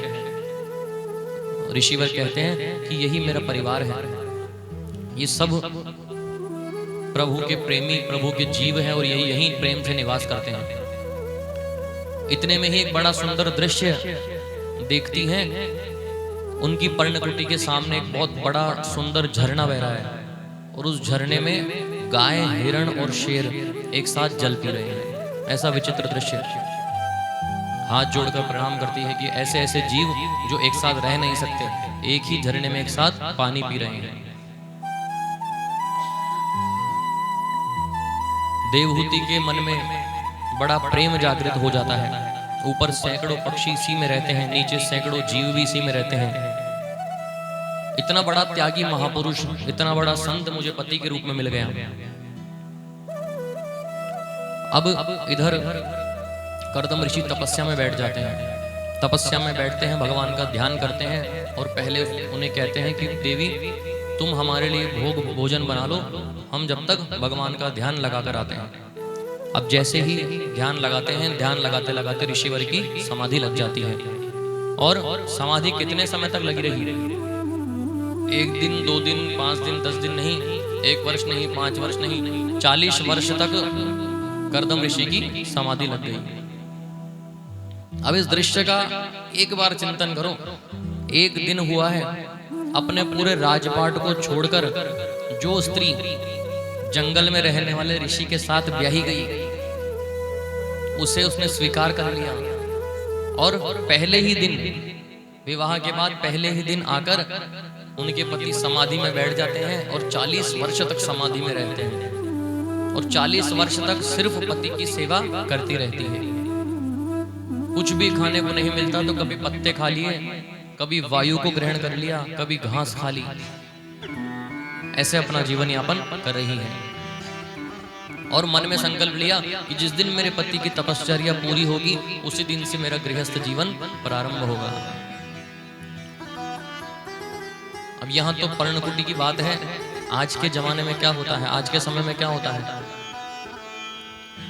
जैसे ही ससुराल में गई, अगर एसी नहीं लगाया तो पिताजी को फोन घुमा दिया जाता है। पिताजी यहाँ तो एसी नहीं है। हाँ बेटा, मैं कहता हूँ अभी शाम को रुक। तो ऐसे ऐसे त्याग श्रीमद् भागवत में देखने को मिलते हैं। 40 वर्ष तक जिसके पति ने समाधि लगा दी और अपने घर लौट कर नहीं आई, इतना बड़ा राजपाट छोड़कर वह गई। बोली सच्चिदानंद भगवान की।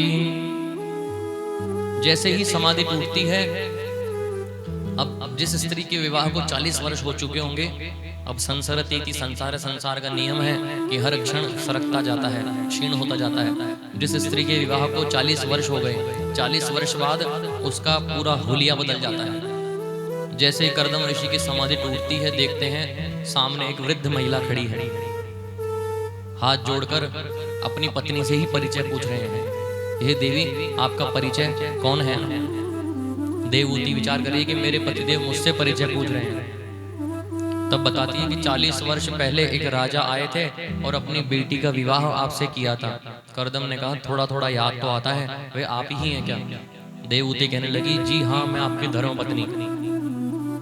ऋषि कर्दम बड़े प्रसन्न हुए। 40 वर्ष का समय बीत गया। इतने वर्षों तक तुम कहाँ रही? इस कुटिया में रही। तुमने भोजन क्या किया? कभी पत्ते खा ली थी, कभी पेड़ों के फल खा ली थी, कभी वायु से ही समय निकाल दिया।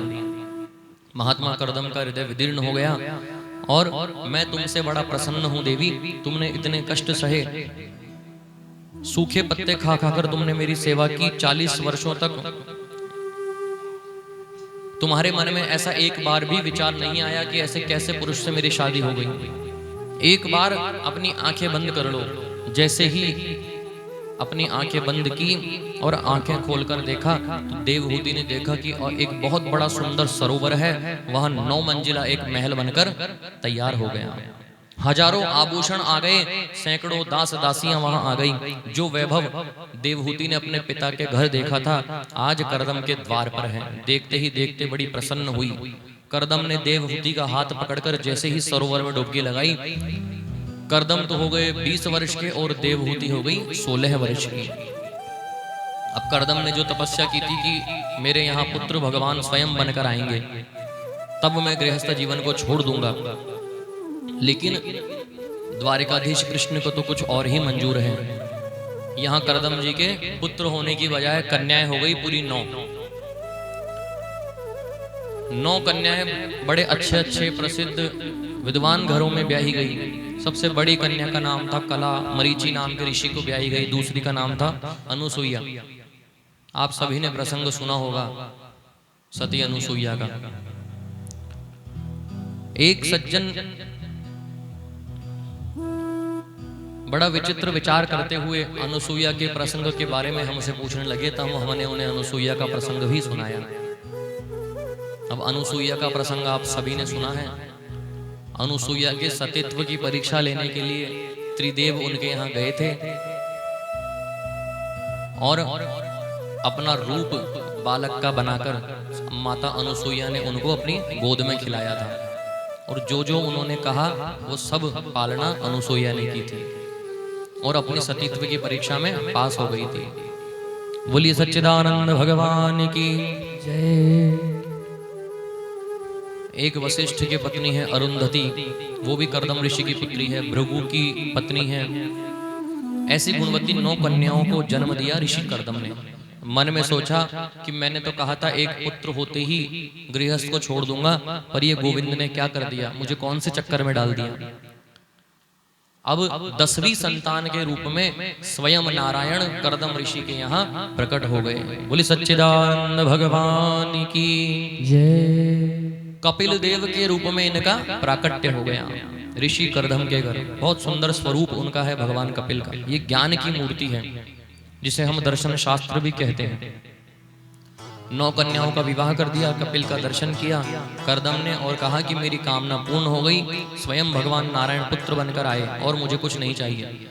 कर्दम ने भगवान कपिल को प्रणाम किया, उनकी झांकी अपने हृदय पटल में विराजमान की और विचार किया कि अब जो मेरा संकल्प था वह पूर्ण हो गया। पत्नी से कहने लगे कि तुम जानो तुम्हारा बेटा जाने, और वन की ओर चल दिए।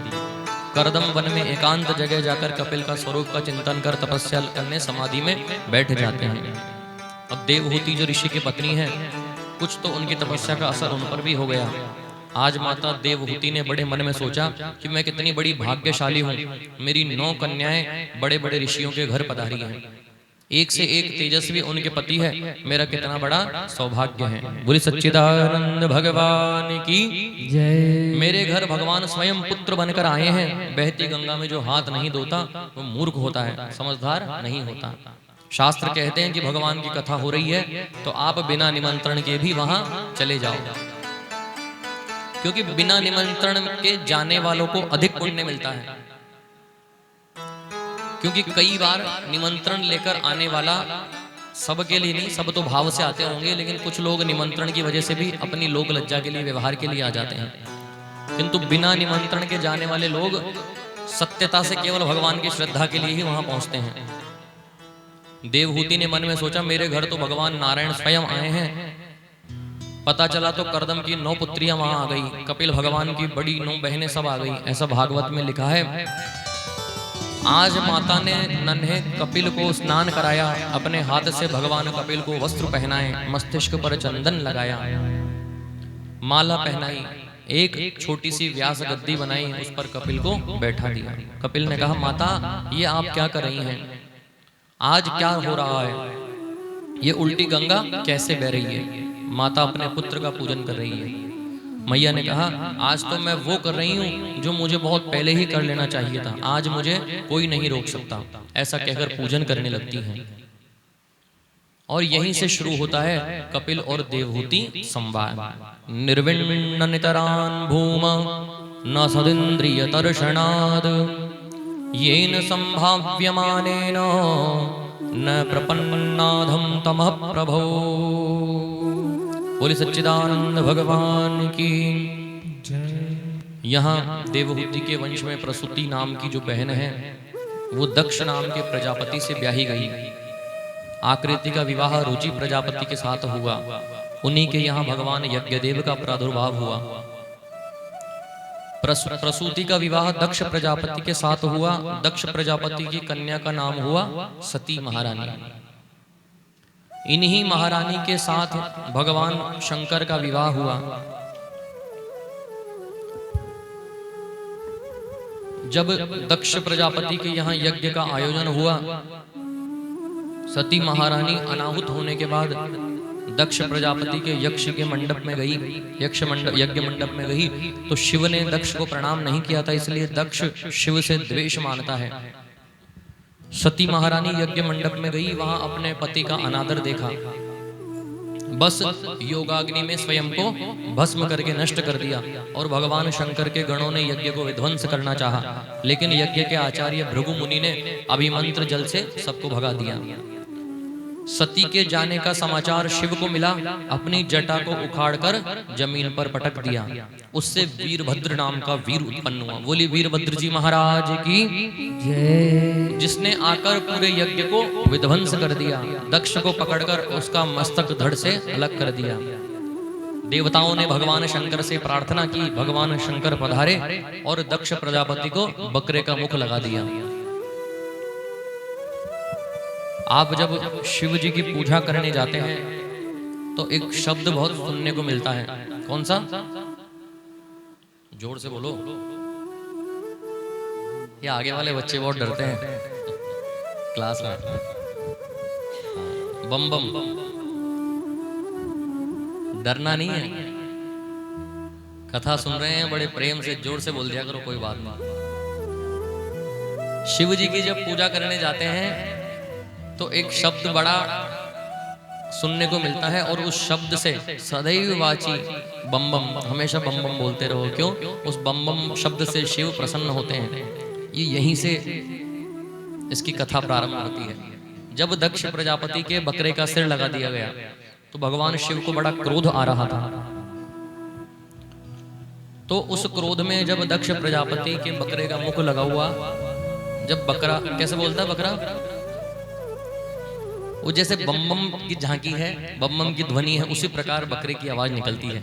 तो जब दक्ष प्रजापति ने बम बम जैसी ध्वनि बकरे की निकालनी प्रारंभ की तो भगवान शिव का सारा क्रोध खत्म हो गया और भगवान शिव प्रसन्नचित्त हो गए, हंसने लगे। तभी से ये प्रथा चलने लगी। भगवान शिव को उस प्रसंग को याद दिलाने के लिए बम बम कहा जाता है। बोली शंकर भगवान की जय हो। जहां जहां शंकर भगवान नारायण का स्तवन करके सती के देह को लेकर चले, जहां जहां सती के शरीर के अंग गिरते गए, प्रत्यंग गिरते गए, उसी जगह एक एक प्रकार की योगिनी पीठ, शक्ति पीठ बनती गई। और वहां जाकर युगांतर में मनुष्य अपनी कामनाओं को पूर्ण करने लगे। यह तो आकृति, देवहूति, प्रसूति, 3 कन्याओं के वंश का वर्णन हो गया।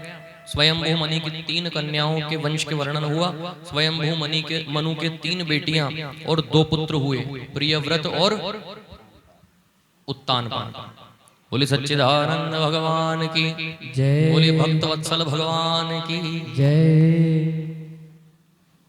इन्हीं उत्तानपाद राजा के पत्नी है सुनीति, जिनके गर्भ से ध्रुव ने अवतार लिया, जो मेरे प्रभु गोविंद के परम लाडले भक्त कहलाए। आदरणीय श्री मैत्रेय मुनि से विदुर जी ने पूछा, श्री सुखदेव जी महाराज ने श्री परीक्षित महाराज से कहा, ये प्रसंग हमें सुनाइए। कहने लगे, प्रियवृत्तोत्तानपादौ शतरूपापतेः सुतौ वासुदेवस्य कलया रक्षायां जगत स्थितौ। प्रियव्रत और उत्तानपाद ये 2 पुत्र हैं। ये प्रसंग बहुत सुंदर है, जरा स्पष्ट कर देने वाली यहाँ बात है। प्रिय यानी अच्छा और व्रत यानी प्रतिज्ञा। अपने जीवन में जिसने सुंदर प्रतिज्ञा की हो वही प्रियव्रत है। और उत्तानपाद का मतलब होता है अपने कर्म के द्वारा जिसका पांव समाज में ऊंचा हो गया हो, उत्तानपाद उसी का नाम रखा गया। राजा उत्तानपाद की पत्नी का नाम है सुनीति। शास्त्र कहते हैं न गृहम गृहमित्याहु गृहिणी गृहमुच्यते। वास्तव में घर को घर नहीं कहते, बल्कि गृहिणी को घर कहते हैं। जिस घर में नारी का आदर होता है वही देवता निवास करते हैं। बोली सच्चिदानंद भगवान की। शास्त्रों में भी कहा गया, यत्र नार्यस्तु पूज्यन्ते रमन्ते तत्र देवता। जहां नारी का आदर होता है वहीं देवता निवास करते हैं। उत्तानपाद राजा अपनी पत्नी का बहुत सम्मान करते हैं, बहुत आदर करते हैं। उत्तानपाद राजा एक दिन सुदूर प्रांत में भ्रमण करने गए। वहां के राजा की पुत्री को देखा जिसका नाम सुरुचि है। सुरुचि के प्रति उनका आकर्षण हो गया। सुरुचि के साथ गंधर्व विधि से विवाह कर लिया और उन्हें घर ले आए। राजा उत्तानपाद के घर सुरुचि आ गई। उसने घर में प्रवेश करते ही पूछा कि ये कौन है? बोले ये मेरी बड़ी पत्नी है सुनीति। सुरुचि कहती है कि मैं यदि घर में रहूंगी तो ये यहाँ नहीं रहेगी, या तो इनको यहाँ रखो या मुझे रखो। छोटी पत्नी के प्रति ज्यादा आकर्षण था, इसी की वजह से राजा ने प्रथम पत्नी सुनीति को त्याग दिया। ऐसा मन में गलत भाव जाग गया और सुनीति का त्याग कर दिया। सुनीति गर्भवती थी, पर्णकुटी बनाकर वन में रहने लगी और वहां एक सुंदर पुत्र को जन्म दे दिया। उन्हीं पुत्र का नाम हुआ ध्रुव भगवान। बोले ध्रुव जी भगवान की जय। बड़े ही दिव्य तेजस्वी पुत्र को जन्म दिया।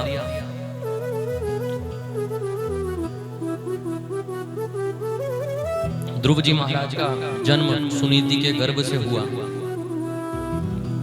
माता सुनीति जहां कहां भी सत्संग में जाती, नन्हे से बालक ध्रुव को वहां ले जाती, सत्संग सुनाती। ध्रुव जी जहां भी जाते भगवान के ध्यान में लग जाते। 4 वर्ष के हो गए ध्रुव जी। एक बार एक संत ने सुनीति से कहा कि बेटा बहुत सेवा करती हो, तुम्हारी सेवा से हम प्रसन्न हुए हैं, आज वरदान मांगो, क्या चाहिए? जो मांगोगी तुम्हें देंगे। सुनीति क्या वरदान मांगती है, ध्यान दीजिए। क्या मांगू बाबा? मेरी और कोई कामना नहीं है। मेरी एक सौतन है सुरुचि, उसके कोई संतान नहीं है, एक पुत्र उसकी भी हो जाए तो आपकी अति कृपा हो जाए। अब अपनी ही सौतन के लिए जिसे उसने निकाल दिया, उसी के लिए पुत्र मांग रही है। संतों ने कहा कि तुम जैसी भाग्यवान हमने नहीं देखी, तुम जैसी दयालु नहीं देखी। जिस रानी की वजह से राजा ने तुम्हें त्याग दिया, आप जैसी साध्वी का अपमान कर दिया, उस नारी के पुत्र की कामना करती हो, उसके पुत्र अवश्य हो जाएगा, क्योंकि तुमने कहा है बेटी, इसीलिए पुत्र हो जाएगा। और तुम्हारा पुत्र यशस्वी बनेगा, तेजस्वी बनेगा, उसके तो पुत्र होना ही है। एकदा सुरुचे पुत्रम अगमारोप्य लालयन् उत्तमं नारुरुक्षन्तम ध्रुवं राजाभ्यनन्दता। एक दिन अपनी पत्नी सुरुचि के पुत्र को गोद में लेकर राजा उत्तानपाद बैठे थे। सुरुचि के पुत्र का नाम था उत्तम और सुनीति के पुत्र का नाम क्या है? ध्रुव। जहां सुनीति होगी वहां ध्रुव का प्रादुर्भाव होगा। पिता की गोद में चढ़ने के लिए बालक ध्रुव भी आ गए। पिताजी पिताजी कहकर गोद में चढ़ने लगे, तैयार हुए तो पिता ने ध्रुव को गोद लेने के लिए जैसे ही हाथ बढ़ाए, लेकिन राजा ने जैसे ही ध्रुव को गोद में लेने की कोशिश की, वहीं सुरुचि ने हाथ पकड़ लिया कि ये आपका पुत्र नहीं है, आपको इसे गोदी में लेने का कोई अधिकार नहीं है, मना कर दिया। इसीलिए राजा गोद में नहीं ले पाए। इनके मंच पर चढ़ने का अधिकार तो सिर्फ अपने पुत्र को ही है। जैसे ही ध्रुव जी ने ये बात सुनी, मन में बड़ी उत्कंठा हुई। अपनी माँ को ये सारी बात आकर बताते हैं।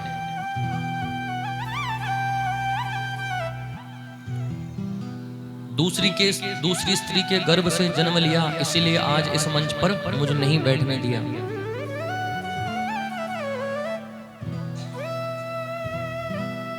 नारायण की दिव्य कृपा से ध्रुव जी भगवान का जन्म हुआ।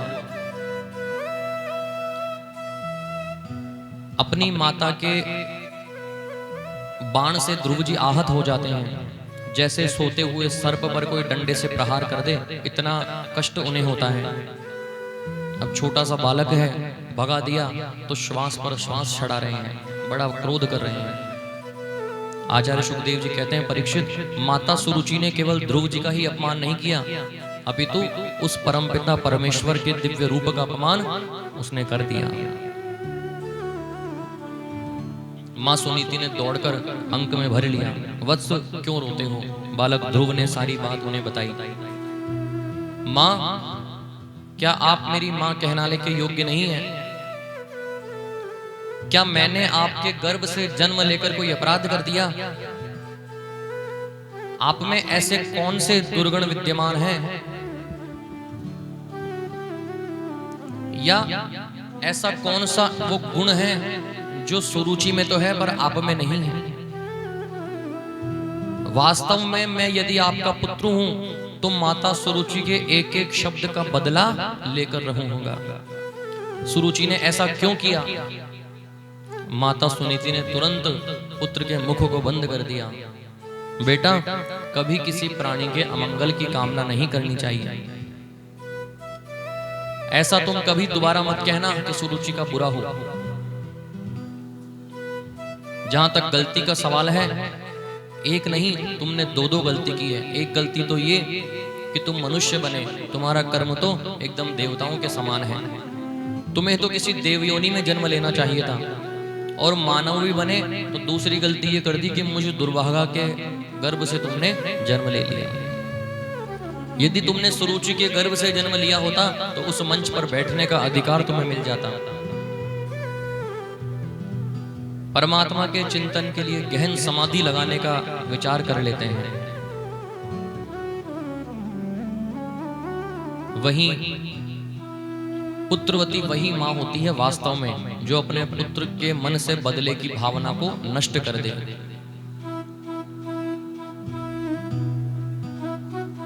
जिसके पुत्र की रघुवर के चरणों में, गोविंद के चरणों में प्रीति हो जाए, उसी माता के लिए कहा गया पुत्रवती।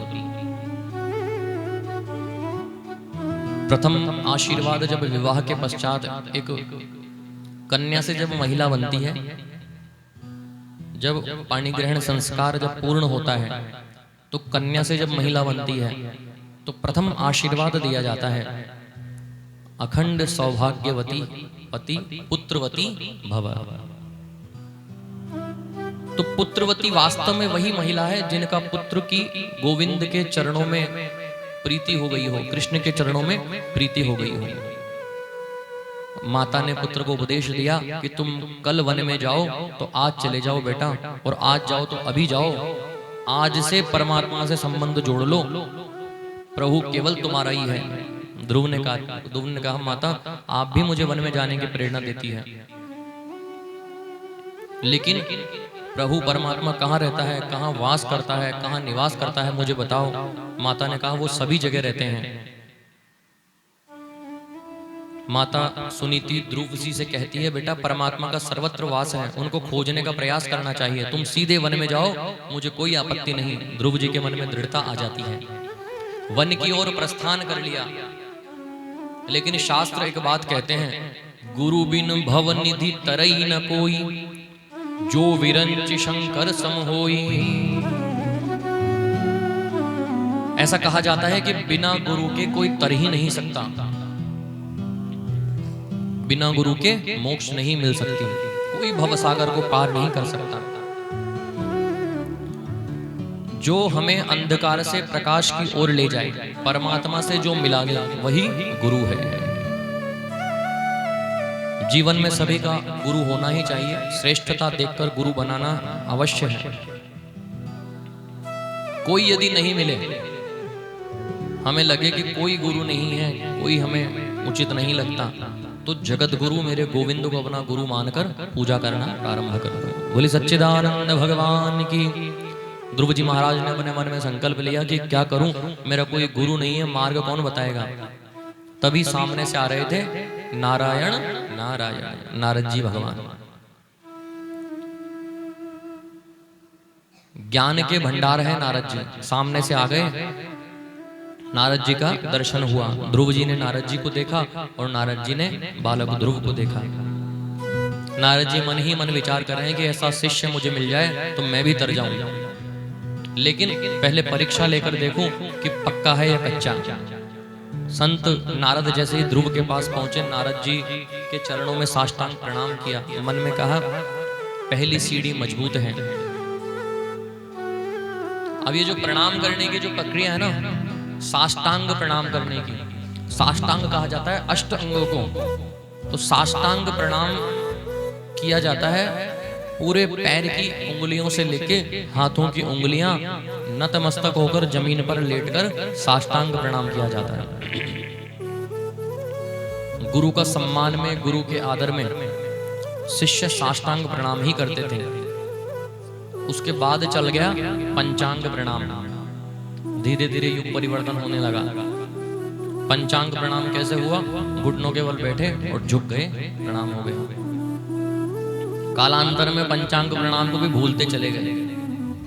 कलयुग की वृद्धि होती गई। अब प्रणाम होने लगा, दोनों हाथों को पैरों के स्पर्श कर लिया, सिर के लगा लिया, प्रणाम हो गया।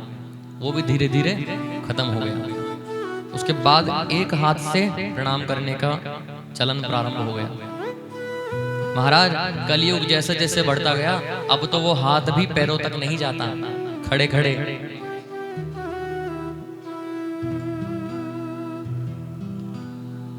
तो प्रणाम करने का सही तरीका महिलाओं के लिए नहीं है, ये तरीका पुरुषों के लिए है।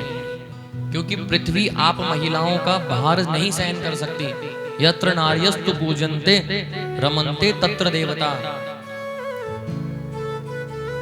भगवान ने गर्भ में वास किया है, गर्भ में गर्भस्थ शिशु को बचाया है, गर्भस्तुति भगवान ने की है। भगवान स्वयं कहते हैं कि महिलाओं का भार हम नहीं सहन कर सकते, ये पृथ्वी माता नहीं सहन कर सकती। इसलिए महिलाओं को सिर्फ हाथ जोड़कर, सिर झुकाकर प्रणाम करना चाहिए। कभी भी किसी महिला को साष्टांग प्रणाम नहीं करना चाहिए। बहुत सी महिलाओं को देखा जाता है साष्टांग प्रणाम करती हैं, उल्टा पाप लगता है। साष्टांग प्रणाम महिलाओं को नहीं करना चाहिए, क्योंकि स्त्रियां सदैव वंदनीय हैं, भगवान पर भार लगता है। बोले सच्चिदानंद भगवान की जय। जैसे ही साष्टांग प्रणाम किया, नारद जी ने विचार किया कि भगत की पहली सीढ़ी तो पक्की है। ध्रुव ने कहा कि मेरी माँ के वचन है कि शेर में भी परमात्मा का वास है, इसीलिए मैं आपको प्रणाम कर रहा हूँ, आप में भी परमात्मा का वास होगा। नारद ने सोचा कि दूसरी सीढ़ी जो विश्वास की है वो भी पक्की है। नारद ने कहा ठीक है, भूख लगेगी तो कितनी बार भोजन करोगे? ध्रुव जी ने कहा कभी 4 बार, कभी 5 बार करता हूँ, कोई ठीक नहीं है। मेरी माँ मुझे गोद में बैठाकर भोजन कराती है, तब करता हूँ। नारद जी ने कहा मैं भी यही तो कह रहा हूँ, वन में तुम्हारी माता जी थोड़ी बैठी हैं जो तुम्हें भोजन कराएगी। भोजन याद आ गया आएगा तो फिर क्या करोगे, इसलिए लौट जाओ।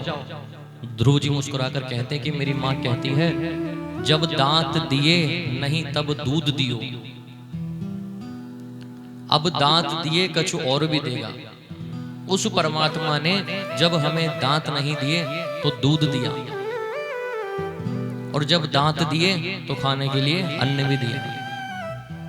मेरी माँ कहती है कि जब बालक जन्म लेता है तो उसके दांत नहीं होते, तो उसके दूध की व्यवस्था परमात्मा करता है। लेकिन आप तो नारद जी हो ही नहीं सकते, क्योंकि मेरी माँ कहती है कि एक बार जिसको नारद मिल जाए उसे परमात्मा अवश्य मिलते हैं, भगवान मिलकर ही मानते हैं। आप कैसे नारद हैं? आप तो मुझे घर लौटने की कह रहे हैं। नारद जी ने दौड़कर ध्रुव को अपने अंक में भर लिया, गले से लगा लिया, कहा बेटा मेरी बात को सुनो, मैं ही नारद हूँ। ध्रुव जी कहने लगे कि आप नारद हो ही नहीं सकते। नारद का हृदय भर आया और कह दिया कि मैं तो तुम्हारी परीक्षा ले रहा था वत्स, तुम परीक्षा में पास हो गए। निष्ठा परमात्मा के चरणों में तुम्हारी देखकर मुझे बड़ी प्रसन्नता हुई। वन में तुम्हें जाना ही चाहिए, लेकिन तुमने कोई गुरु नहीं बनाया। ध्रुव जी कहते हैं कि आपसे बड़ा गुरु कौन होगा, मुझे क्षमा करिए। क्रोध में आकर पता नहीं मैंने आपको क्या क्या कह दिया। नारद जी के कान में, नारद जी ने ध्रुव जी के कान में गुरु मंत्र दे दिया और कहा बेटा सीधे वन की ओर चल जाओ। वृंदावन की बगल में एक सुंदर जगह है, गदगद हो रहे हैं कहते कहते नारद जी महाराज। नारद मुस्कुराते भी हैं, नेत्रों में आंसू भी झर रहे हैं। मुस्कुरा तो इसलिए रहे हैं कि ऐसा सुपात्र शिष्य मिला है, और रोते इसलिए हैं कि गोविंद अगर आपने इसको दर्शन नहीं दिए तो मेरी बात मिट्टी में मिल जाएगी। इसीलिए नारद ने कहा कि तुम्हें गोविंद को प्राप्त करना है तो पहले मन को जीतना होगा, और पहले मन को जीतने से पहले रस को जीतना होगा। मधुवन में जाकर यमुना स्नान करना और जीभ पर काबू पा लेना। धीरे धीरे बेटा जीभ को काबू कर कर अपने मन को वश में करना।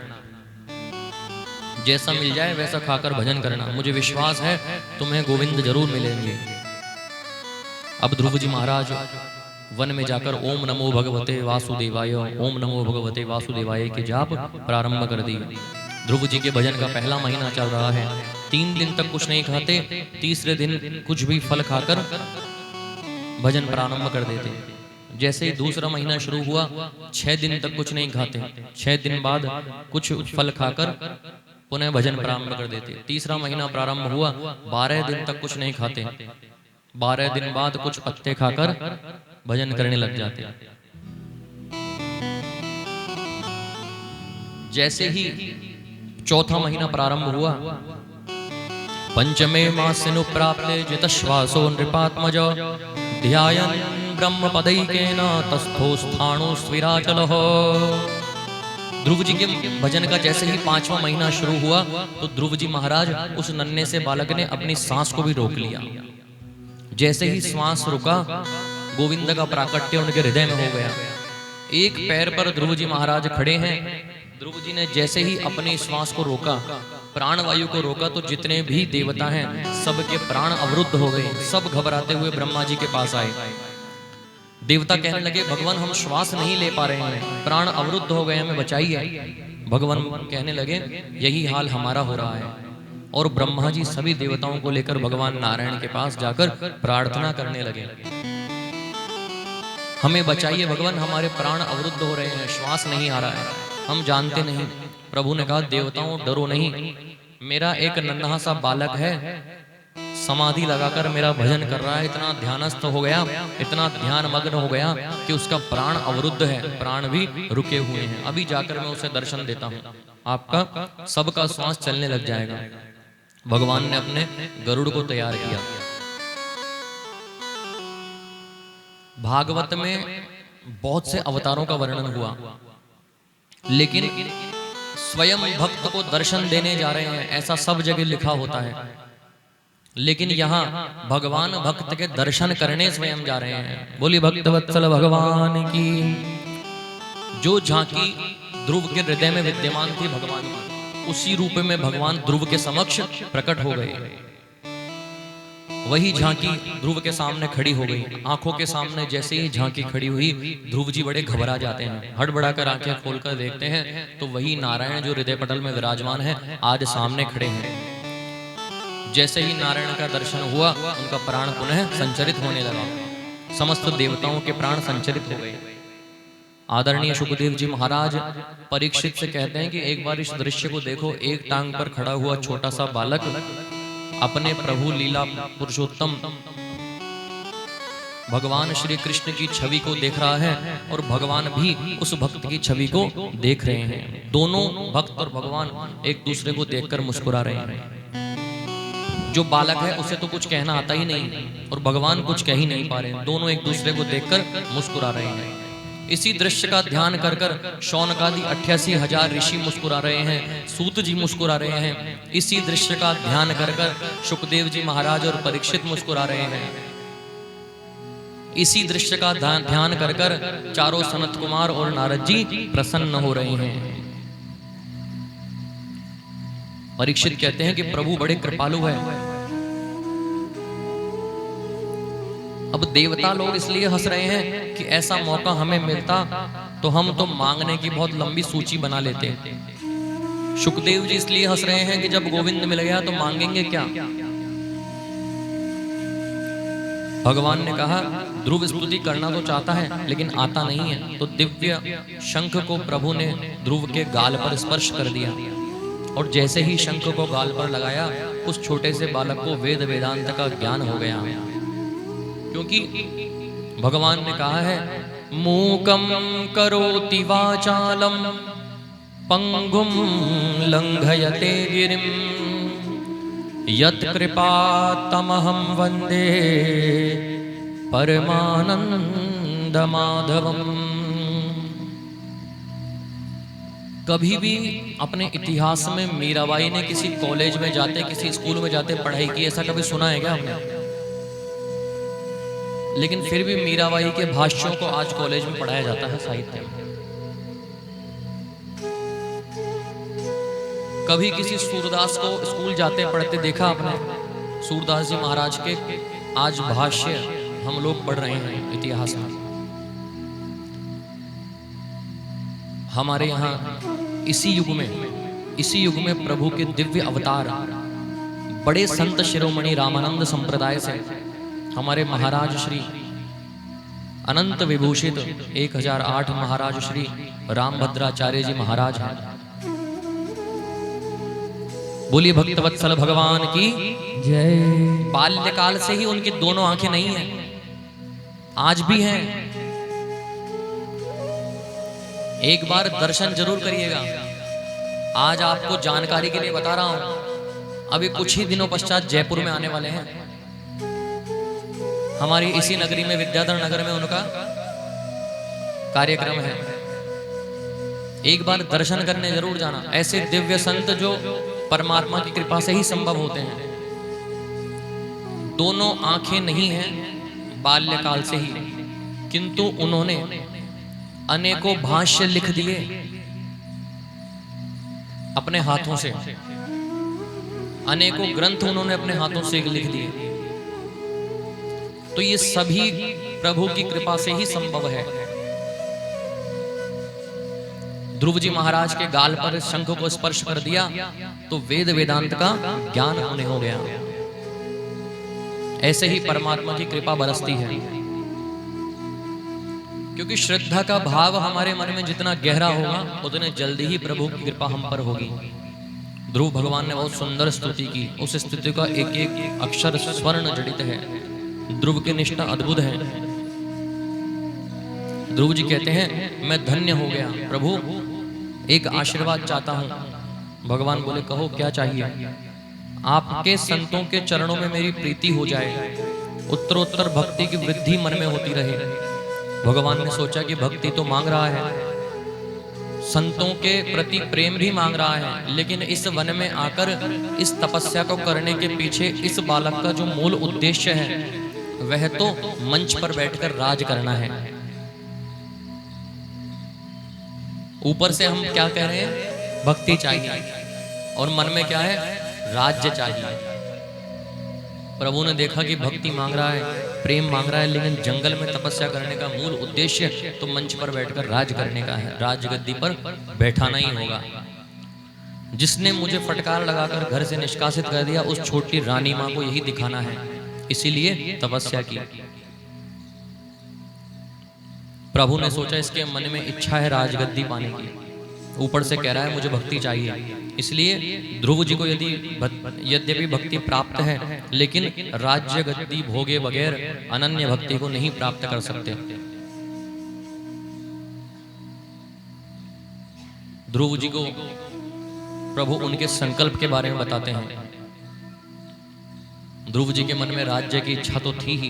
ध्रुव जी लौटकर घर आने लगते हैं। प्रभु ने कह दिया कि पहले अपना राज्य संभालो, उसके बाद में भजन में लगना, और तुम्हें मुक्ति तो मिल ही चुकी है। आज मैं स्वयं तुम्हारे दर्शन करने यहाँ आ गया तो मुक्ति तो तुम्हें मिल ही चुकी है। अब ध्रुव जी लौटकर घर आ रहे हैं। माता पिता को जैसे ही पता चला कि हमारा पुत्र ध्रुव वापस घर लौटकर आ रहा है, पिता ने रथ सजवाए, घोड़े सजवाए, हाथी सजवाए। ध्रुव जी ने कहा कि अब रथ घोड़ों पर बैठने की कोई आकांक्षा नहीं, अब तो अभिलाषा जीवन में एक ही है। तृणादपि सुनीचेन तरोरिव सहिष्णुना अमानिना मान देना कीर्तनीय सदा हरि। भक्ति का सिद्धांत प्रभु बता रहे हैं कि जा पर कृपा राम की हुई, ता पर कृपा करही सब कोई। ध्रुव ने सर्वप्रथम महल में प्रवेश करते ही अपनी सौतेली मां को प्रणाम किया और कहा कि आपकी की वजह से मुझे गोविंद का मिलन हुआ, गोविंद का दर्शन हुआ। परमात्मा से मिलने की अगर प्रेरणा कोई दुश्मन भी दे रहा है ना, तो भी वह पूजनीय है, वंदनीय है। सौतेली मां के चरणों में प्रणाम करते हैं। उसके बाद ध्रुव जी अपने परम पूज्य पिता के चरणों में प्रणाम करते हैं और कहते हैं, पिता, मेरी सौतेली मां के प्रति आपका अनुराग यदि नहीं होता तो मैं कभी वन में नहीं जाता। ये मेरा परम सौभाग्य है कि मैं ऐसा बालक बना। माता सुनीति के चरणों में गिरकर ध्रुव जी महाराज वंदन करते हैं और कहते हैं कि आप जैसी माता परमात्मा सभी को देवे। ऐसी माता मिलना भी सौभाग्य की बात है, श्रेष्ठ प्रारब्ध का स्वरूप है। अपनी मां के चरणों में प्रणाम करते हैं। राजा उत्तानपाद ने ध्रुव को अंक में भरकर कहा कि बेटा, अब जीवन का कोई अर्थ नहीं है, अब तो वन में भजन करने जाना चाहता हूं। ध्रुव जी को राजगद्दी पर बैठाकर राजा उत्तानपाद वन की ओर चले जाते हैं। ध्रुव जी आज बड़े सुंदर रूप से प्रशासन कर रहे हैं, राजा बन गए, परमात्मा की पूर्ण कृपा प्राप्त हो गई। अब ध्रुव जी के जो छोटे भाई हैं, जो सुरुचि के पुत्र हैं, बड़े उद्दंडी हैं। एक दिन वन में जाकर बगीचों को उजाड़ने लगे। यक्ष लोगों ने उनसे आकर प्रार्थना की, तो नहीं मानने पर युद्ध प्रारंभ हो गया और सुरुचि के पुत्र का प्राणांत हो गया। यही बात ध्रुव जी महाराज तक आई तो ध्रुव जी महाराज क्रोध में भर गए। अपने भाई की मृत्यु का समाचार सुनकर ध्रुव जी के मन में क्रोध आ गया, बड़ा भारी क्रोध आ गया और उन यक्षों को मारने के लिए दौड़े। लेकिन परमात्मा के दर्शन का जिन्हें लाभ मिल जाए, उनके मन से क्रोध हमेशा के लिए निकल जाता है। किंतु यहाँ क्यों क्रोध आया? क्योंकि इन्होंने सत्संग नहीं किया। परमात्मा तो मिल गए, किंतु सत्य का संग इन्हें अभी तक नहीं मिला। बोली सच्चिदानंद भगवान की जय। एक पल भी किसी को सत्संग मिल जाए, उस सत्संग की बराबरी कोई नहीं कर सकता। नारद जी ने ध्रुव को परमात्मा का मंत्र तो बता दिया, किंतु सत्संग नहीं दिया। बिना सत्संग के जीव को मोक्ष नहीं मिल सकती, बिना सत्संग के विवेक नहीं मिलता। राम की कृपा भी बिना सत्संग के नहीं होती। परमात्मा जब पूरी कृपा करते हैं तो ही सत्संग मिलता है। सत्संग माने खाली भजन कीर्तन को ही सत्संग नहीं कहते। सत्यवादी, जितेंद्रिय, ज्ञानी जन, संत, महात्मा, महापुरुष, ऐसे गुणी जनों का संग करना, जहां परमात्मा का भजन होता है, परमात्मा की कथाओं के उपदेश होते हैं, भागवत भगवती जहां विराजमान है, ऐसे वातावरण का, ऐसे माहौल का संग करना ही सत्संग कहलाता है। बाजार में जाकर ताश खेलते खेलते भगवान का भजन कर रहे हैं तो वो सत्संग नहीं कहलाता। सत्संग का चस्का बहुत अलग तरीके का है। जैसे लग जाता है ना, उसे बड़ी दिव्य अनुभूति होती है सदैव। उस पर परमात्मा की कृपा अवश्य ही बरसती है। ध्रुव जी महाराज यक्षों को मारने पर तुले हैं। परम वंदनीय स्वयंभू मनु जो ध्रुव जी के बाबा लगते हैं, वहां आकर ध्रुव जी को रोकते हैं, समझाते हैं कि बेटा ध्रुव, तुम जिस मार्ग पर चल रहे हो यह तुम्हारे लायक मार्ग नहीं है। तुम तो नारायण के परम लाडले भक्त हो, भगवान के भक्त के लक्षण ये नहीं है। कण कण में परमात्मा का दर्शन करना, उस उद्दंड भाई के लिए तुम क्यों जा रहे हो? उसने उद्दंड किया, यक्षों ने निवेदन किया था, नहीं माना, युद्ध में मारा गया। और तुम तो परमात्मा से मिल चुके हो। संत हृदय नवनीत समाना, कहा करी है पर कवि न जाना। तुम्हारा हृदय तो नवनीत के समान हो जाना चाहिए। मनु महाराज ने ध्रुव जी से कहा, बेटा तुम तो परम संत हो, इन हजारों यक्षों को कष्ट देना तुम्हें शोभा नहीं देता। अपने परम पूजनीय संत बाबा स्वयंभू मनु के उपदेश से ध्रुव जी के जीवन में परिवर्तन आ गया और सर्वस्व छोड़कर वन की ओर चल दिए। बोली सच्चिदानंद भगवान की जय। तपस्या करने के बाद जैसे ही भगवान का विमान ध्रुव जी को लेने आता है, तो एक टांग से प्रभु के पार्षदों के द्वारा विमान में बैठ ही रहे थे कि मृत्यु देवी वहां पहुंच जाती है। मृत्यु देवी जैसे ही ध्रुव जी को पकड़ने लगती है, तो मृत्यु देवी के सिर पर अपना एक पैर रखकर विमान पर चढ़ जाते हैं। बोली सच्चिदानंद भगवान की जय। मृत्योर्मूर्ध्निं पदम दत्त्वा आरुरोहाद्भुतं गृहम्। संत तुलसीदास जी कहते हैं कि कलुषित व्यक्ति भी संतों के संग से सुधर जाता है। जैसे पारसमणि को लोहा यदि स्पर्श कर ले तो सोना बन जाता है, ऐसे ही संतों को अगर मूर्ख व्यक्ति भी सत्संग को स्पर्श कर ले तो सत्संगी बन जाता है।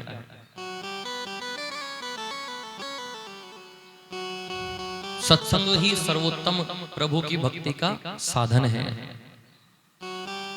आइए हम भी मिलकर प्रभु की उस झांकी का दिव्य दर्शन करें।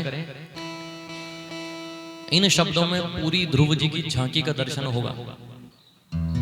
हरि बोल कन्हैया बोल, तुझे मैं कौन सा भजन सुनाऊं। कहो बोल कन्हैया।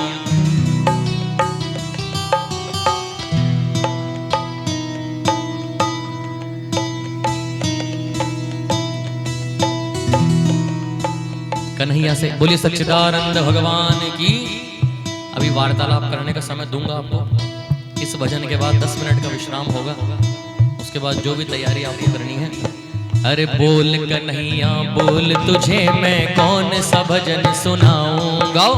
बोल कन्हैया बोल, तुझे मैं कौन सा भजन सुनाऊं। अरे ऐसा कोई राग बता दे, तू नाचे मैं गाऊं। ऐसा कोई राग बता दे, तू नाचे मैं गाऊं। हाँ नचाता रहूं मैं हर बार सांवरे।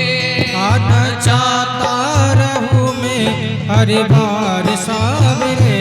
हाँ तेरा किसने किया श्रृंगार सांवरे। तेरा किसने किया श्रृंगार सांवरे। हाँ तू लगे दुल्हा सा दिलदार सांवरे। ओ लगे दुल्हा सा दिलदार सांवरे। तेरा किसने किया श्रृंगार सांवरे। तेरा किसने किया श्रृंगार सांवरे।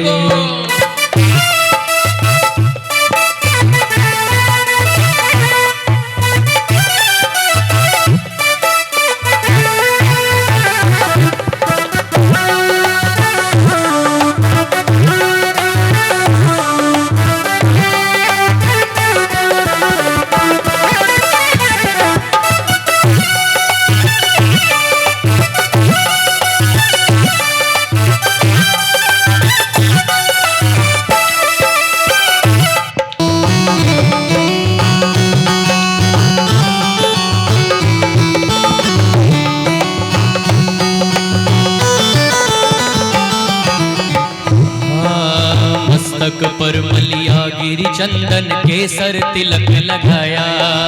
मस्तक पर मलिया गिरी चंदन केसर तिलक लगाया। और मुकुट कानों में कुंडल इत्र बहुत बरसाया।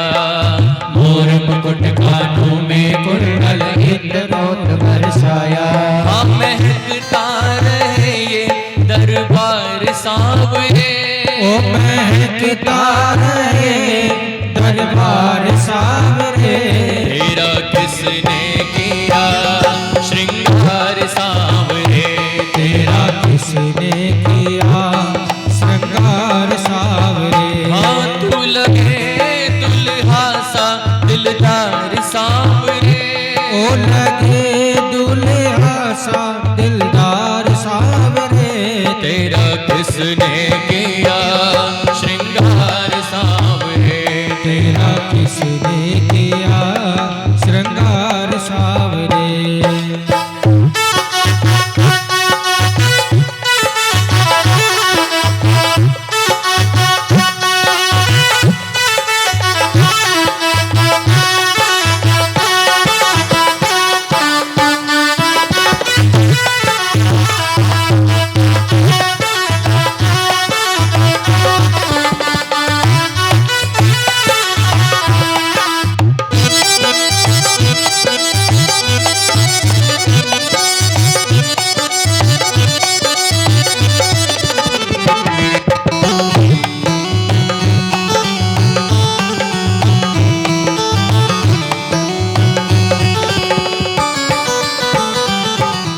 भागों से कलियां चुन चुन कर सुंदर हार बनाया। भागों से कलियां चुन चुन कर सुंदर हार बनाया। हाँ रहे सलामत हाथ सदा वो जिसने तुम्हें सजाया। रहे सलामत हाथ सदा वो जिसने तुझे सजाया। हाँ सजाता रहे वो हर बार सांवरे। ओ सजाता रहे वो हर बार सांवरे। तेरा किसने किया श्रृंगार सांवरे। ओ तेरा किसने किया श्रृंगार सांवरे। तू लगे दुल्हा सा दिलदार सांवरे। ओ लगे दुल्हा सा दिलदार सांवरे। तेरा किसने किया श्रृंगार सांवरे। तेरा किसने किया श्रृंगार सांवरे।